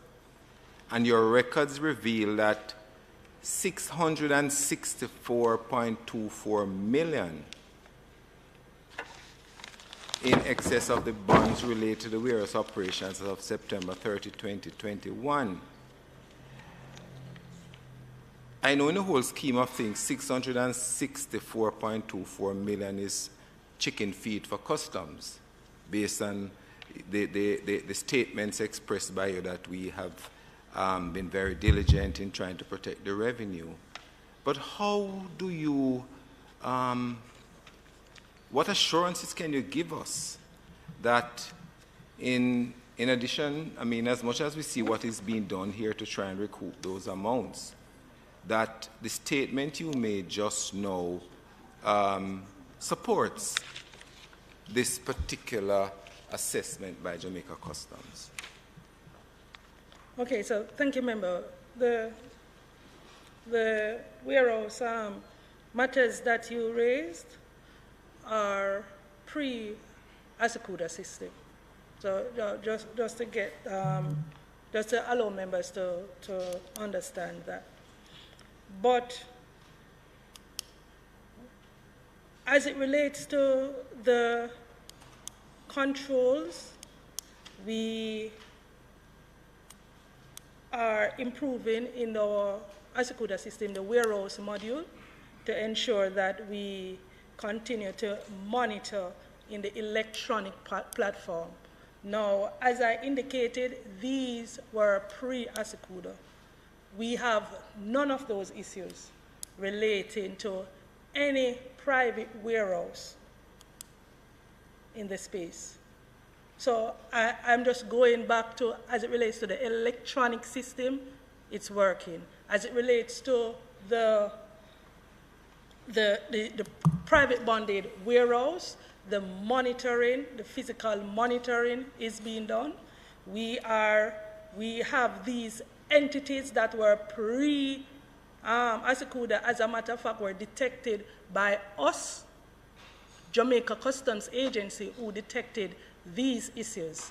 Which issues may I ask? The warehouse, with the warehouse as it relates to the outstanding money. But it would have to be you, Madam Director. Pardon? It would have to be you. Yes, I'm letting you know. It would have to be the Jamaica Customs who would have to detect those issues. Because certainly, just as the situation with the importers of fuel, the fact is that it is incumbent on Jamaica Customs to be the one to monitor, right? Thank you. Right. So based on these warehouse, we have pulled down on the bonds where appropriate. We have them in the courts to ensure that the monies are recovered. We would have issued demand notices, have payment plan arrangement so that these entities can do the necessary and make the necessary payment for the duties and taxes that would have been outstanding. This is something that, as an agency, we continue to monitor and continue to ensure that the controls are there to recover the outstanding payments. Some of these, I know that, they have been, some of them are faithfully paying, the others who are having difficulty with in the court system. So, right. Member Sibley's? Or you want to pass? Or Member Wilson? And then I have a question. So thank you again, Chair. I'm going to direct our attention to issue 6. Deficiencies in JSC system of internal control were also demonstrated by the failure to issue demand letters to delinquent importers in a timely manner. Now, while the amount is small, I would, in relation to all the discussions that we have had in the billions, this is a $38 million risk. I would want to put it like that. I would want to ask Madam CEO, Ms. Ricketts Walker, in terms of implementing, you spoke highly of the Asycuda system, and I wanted to know if the Asycuda system would be part and parcel of addressing this issue of whether it's triggering the time for letters to be generated for delinquent importers to be notified, or is it being done manually? Because as it is now, it is still an issue that is outstanding by the AG, as she states that there is no specific guideline which established for the time period to guide JCA's issuance of reminders, demand notices. We saw inconsistencies in issuing of letters varying from 1 to 16 months. So I just wanted to find out what is the progress being made, if any, on this particular issue, because I know small importers would certainly be interested to know how this is unfolding internally. Right. Thank you. I am going to allow the Deputy Commissioner of Operations, Mr. Marlon to. Thank you, Commissioner. Member, so first of all, let me say there is a collections and delinquency manual that we have. I don't know if it was brought to your attention, that set out when demand notices are issued. And this is specifically for the warehouses. Hold on, point of order, Chair, but the AG states that there's no guidelines, unless I'm reading this incorrectly. No specific guidelines was established, but you're saying that a guideline is established. There's a manual. In 2017, myself, Mr. Thomas, would have prepared a manual for the bonded warehouse, and there's a section in it for demand notices. Save and to say, though, that part of what the Auditor General is calling demand notice, a reminder about overtime goods, because when goods become overtime, there is no debt. There's a different provision in law for that, which is that the Commissioner can auction those goods, right? So those are reminders that would frequently to say these goods are overtime and so on. So you may pay, or if you don't pay, we'll auction the goods and all of that, right? So these are not real demand notices to say you owe $10 million and you must pay no, and if you don't pay, so and so. They are reminders. And we worded the letters just in case they send the wrong signal in terms of what the Auditor General interpretation. But there's a manual and there's a section in it that speaks to when demand notices are to be issued. So I just want to follow up. Was this manual shared with the AG's department? Because in their report here, they're saying it's not. Well, it wasn't. Or it don't exist. It was. Mr. Thomas is saying it was. But before this audit, the Auditor General would have done an audit on warehouses some years ago, and they were aware of the manual. 2017. 2017. I'm not But sure. there's a section in it that speaks to demand notices, if I remember correctly. I'd just like to respond to that. We're not disputing the existence of a manual. We're disputing the existence of timelines in terms of when these reminders can be sent out. So in other words, there is no indication that 1 month after it becomes overdue, or a week after, or 6 years after. That's our contention. So it's not the existence of a manual. Okay? I get that, but as I was also saying, these were not really demand letter in the sense of how you're interpreting them, because these are reminder letters. When goods become overtime, what the commissioner is empowered to do is to cause those, if you have not exported those goods immediately, to sell the goods. The payment will come afterwards, and what customs do is informally enter into this arrangement, because we are dealing with businesses to facilitate so that if you can pay for the goods before we auction them, then we allow you to do that. So we'll send you a reminder to say, these are outstanding, this is the amount, but the recourse is really for customs to auction those goods. And as it pertains to the timeline, because I think that's the contentious issue, in your manual, is there a specific timeline for reminders? We're not talking about demand notices now. Is there a timeline for these reminders to be issued, served, emailed, mailed? Yeah. I can't tell you about a definite timeline. What I can tell you is that there's a procedure that you do step X before you do step Y, and the demand notice will come at a particular stage. Right? That is what is in that manual. So my last comment on this, so is it that it's being considered that a timeline be put in place for these reminders, because we're not at demand notices as yet? Because the issue, as I understand it, and you can correct me, is that there is no timeline. And the variance is like a year, over a year, from 1 month to a year. So the contentious issue is there a timeline, or in your guide or manual that you call it, will you be putting in a timeline for these reminders to be issued, and say 3 months after then a demand notice be issued? Is there plans in place? And probably, Madam CEO, you're probably better. Thank you. Certainly, member. Right. As it relates to timelines, certainly that is something that we can, on another review of our manual, and based on the Auditor General's concern, looked at and put as another improvement measure. Pertains to Asycuda, is this a part of the Asycuda system where it's being automated as well, the communication, or it's just for the import of the materials and goods? Well, the Asycuda system will indicate when the goods are overtime, and that in itself will indicate to our team that is managing whether or not we need to send them a reminder, and that's when the reminder is sent to the importer that these goods are overtime.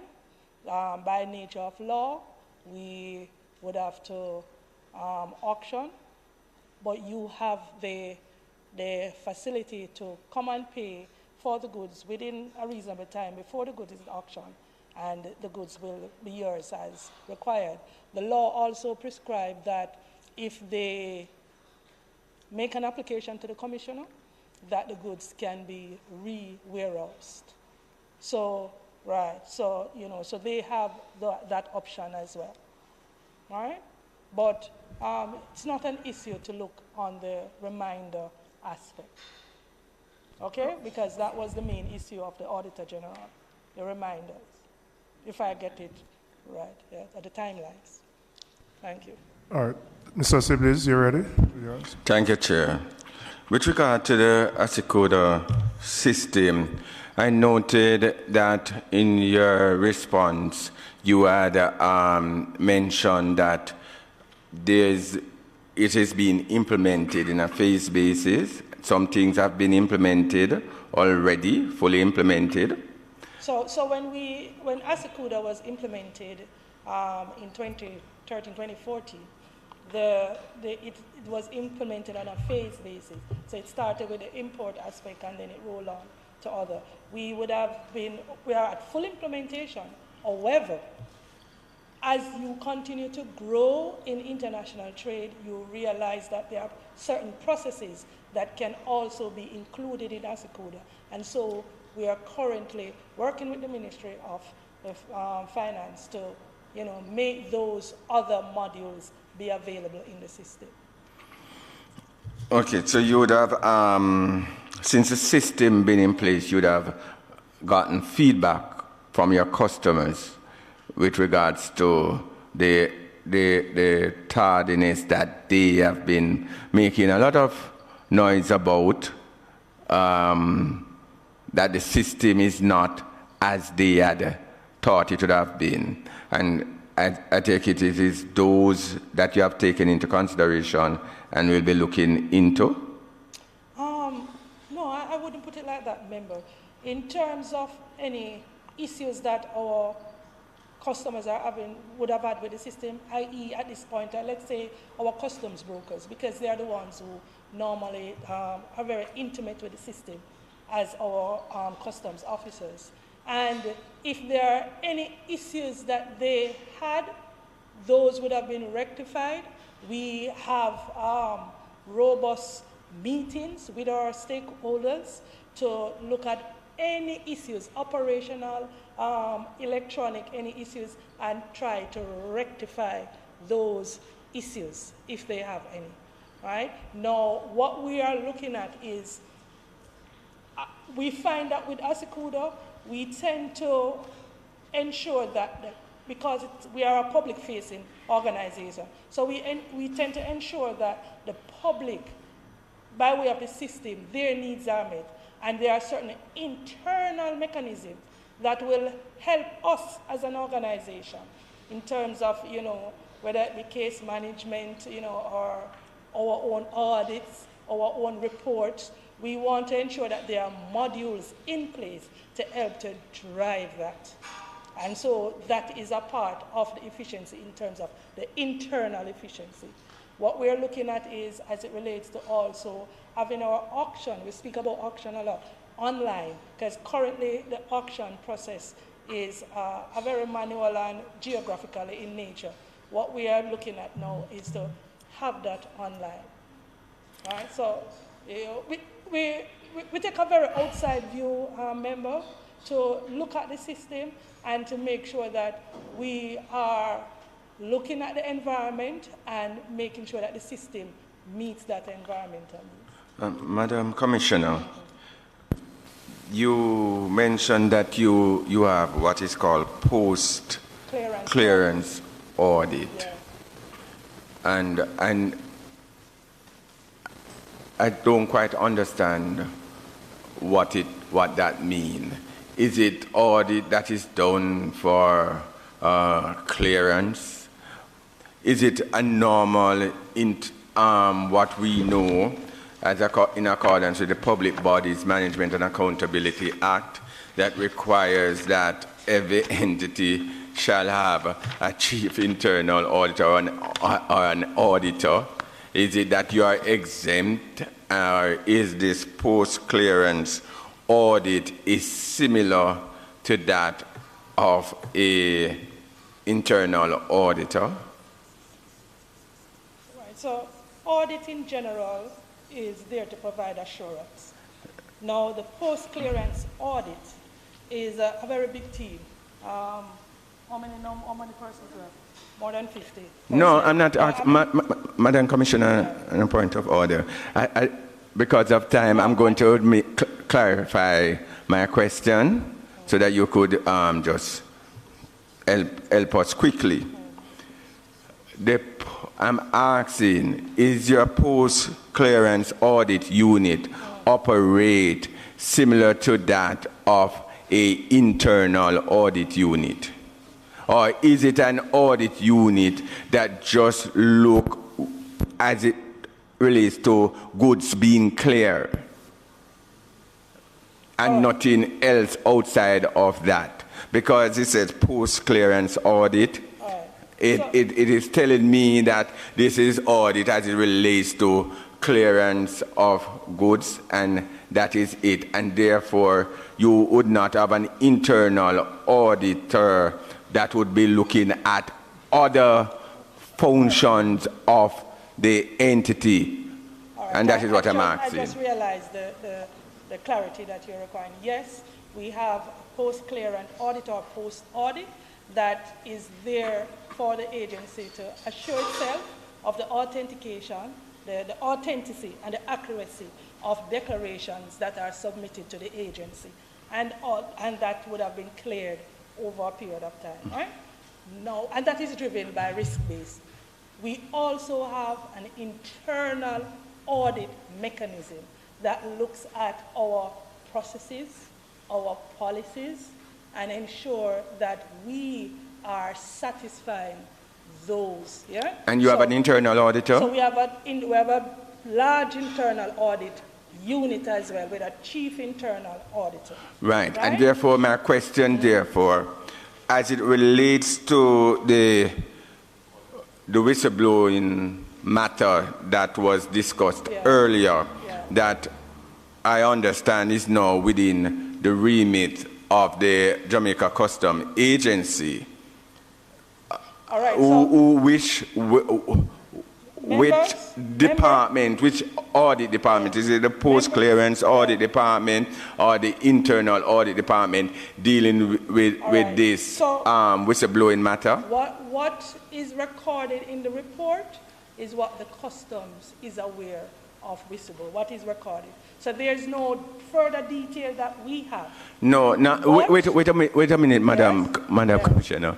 I just want to know first, and I'm going to allow you to explain that little bit, but first, can you say who is handling, even with the limited information, which team of auditors? Because I now know that you have a post-clearance audit team and you have an internal audit team. I'm just asking which one of your audit team in. Internal audit, as the name suggests, member, is to deal with our internal processes, right? Now, the whistleblowing, as was mentioned, I said it before, that customs has an ongoing audit of the entity. Now, the information that was presented in this report and stated whistleblower, of course, our post-audit will also look at the limited information that is there. But there's nothing much that is there. We already have quite a scope, an extensive audit scope that is currently undergoing by our post-audit. And in a situation like this, member, it would be the post-audit who has that responsibility to initiate the audit. Very well. Chairman, may I direct this question to Madam FS? Because I'm getting a little bit more than concerned with regards to this whistleblowing matter. Because I know it's a serious thing when you have whistleblowing information, and for that it is investigated thoroughly. I have noted what the Auditor General's department has said earlier with regards to it being the matter being investigated by the Jamaica Customs Agency. The Jamaica Customs Agency is saying we had very limited information in which to go. And also, Madam FS, regarding the act, and I was just scouring the act just a few minutes ago, quickly, because I know there are some specific requirements as it relates to whistleblowing matter. And based on what Madam Commissioner said, I'm a little bit worried. So, Madam FS, is it something that you, within your remit, that you could ensure that this whistleblowing matter is dealt with by the appropriate body? Okay, so to the best of my knowledge, the Auditor General would be the body that would look into that kind of matter, given what has come out of the audit and also what I am aware of coming from Customs. The Ministry of Finance will be reviewing the situation to see where we may need to make any changes or to strengthen anything. Well, I have just one final question. To conclude my matter. Okay, you're finished? Okay. To an overview, since the Madam Financial Secretary has said that, and I thank you, because having said that, I am now feeling a little bit better that the Ministry of Finance will be really looking at the matter as it relates to what is happening, because I understand the commissioner being 98% or 9.8% confidence in the entity that she heads, but based on what we have discussed today, I am not there. I'm really concerned, and I can imagine the Jamaican people is a bit concerned, especially if you are sending out reports from out of your entity, and each time you send the report, you have to retrack it and send a different report for more than once, and the fact of the whistleblowing allegation is still live. It's still a live issue, and I agree with you, Madam Financial Secretary, that it should remain with the Auditor General's department. But that's my opinion. But the matter should be investigated to its completion. I have every confidence in an internal audit department, because they too have a lot of elements of independence, because they have the financial secretary that they could send the information to, even where it is the allegation surface and it's proven that it is even at the top of the agency. So with that, Chair, I would like to just really say overall, I am the Auditor General's report and the Jamaica Customs response and the discussion here still leaves a big gap, and we would really love that would have concluded the PAC today being more closer to coming to some sort of resolution and a way forward, because we are yet to hear what is the way forward. But the only glimmer of hope right now is based on the response that the Financial Secretary just gave. And Madam Financial Secretary, we are really looking forward to something to say, this is, to Jamaica, this is the way forward, this is what we will be doing in terms of the Jamaica custom agencies as it relates to this particular audit. Thank you. Madam FS, I have a question. Could you indicate whether BF01 was the recipient of a waiver on common external tariff for the year 2021 to 22. Okay, I would need to check on that specificity. I can confirm a waiver, but I cannot confirm the year at this point. I'd have to check. Okay. Do you know if the waiver is still in existence? Let me check, sir. All right. Well, I'll ask you if you could provide to the clerk of the parliament, once you have done your validation, a report on that for us. In closing, sorry, you want to say something? Thank you, member. As it relates to the timeline for sending out the reminders, I'm reminded by my team that our SOP speak to 30 days. All right? Okay. Hold on. I don't. So, Chair, so that means after 30 days, all importers are notified of or reminded of their goods or commodity that's on the JCA ports, right? That's what you're saying. Because you're saying the timeline exists. Relative to overtime goods, that they should be reminded within 30 days. All right. Let me close by saying the members have expressed it.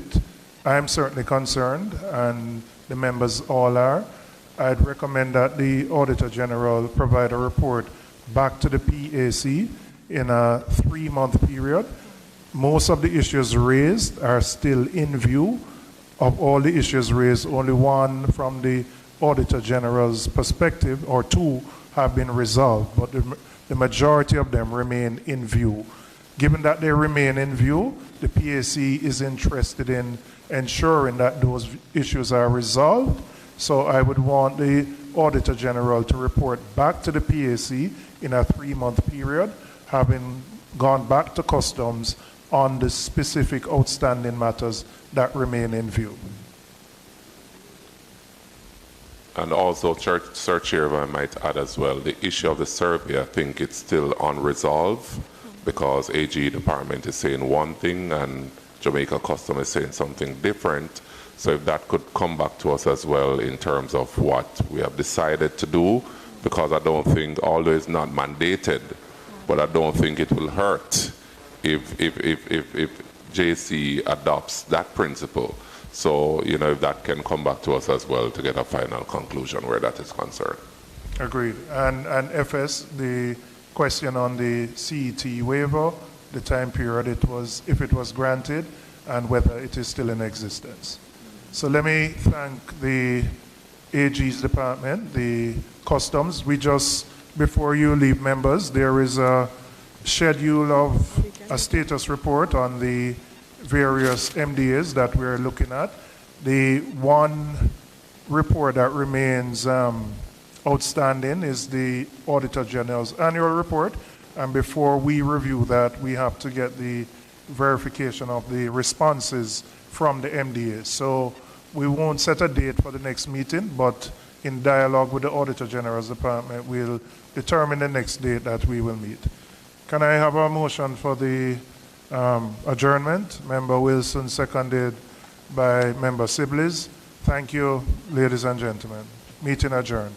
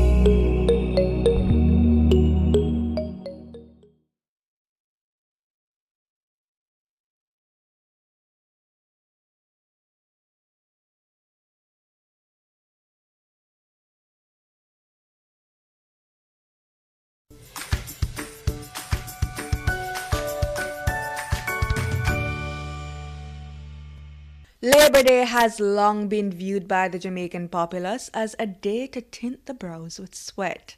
Although acknowledged as a public holiday, the day is not merely experienced through leisurely beach outings,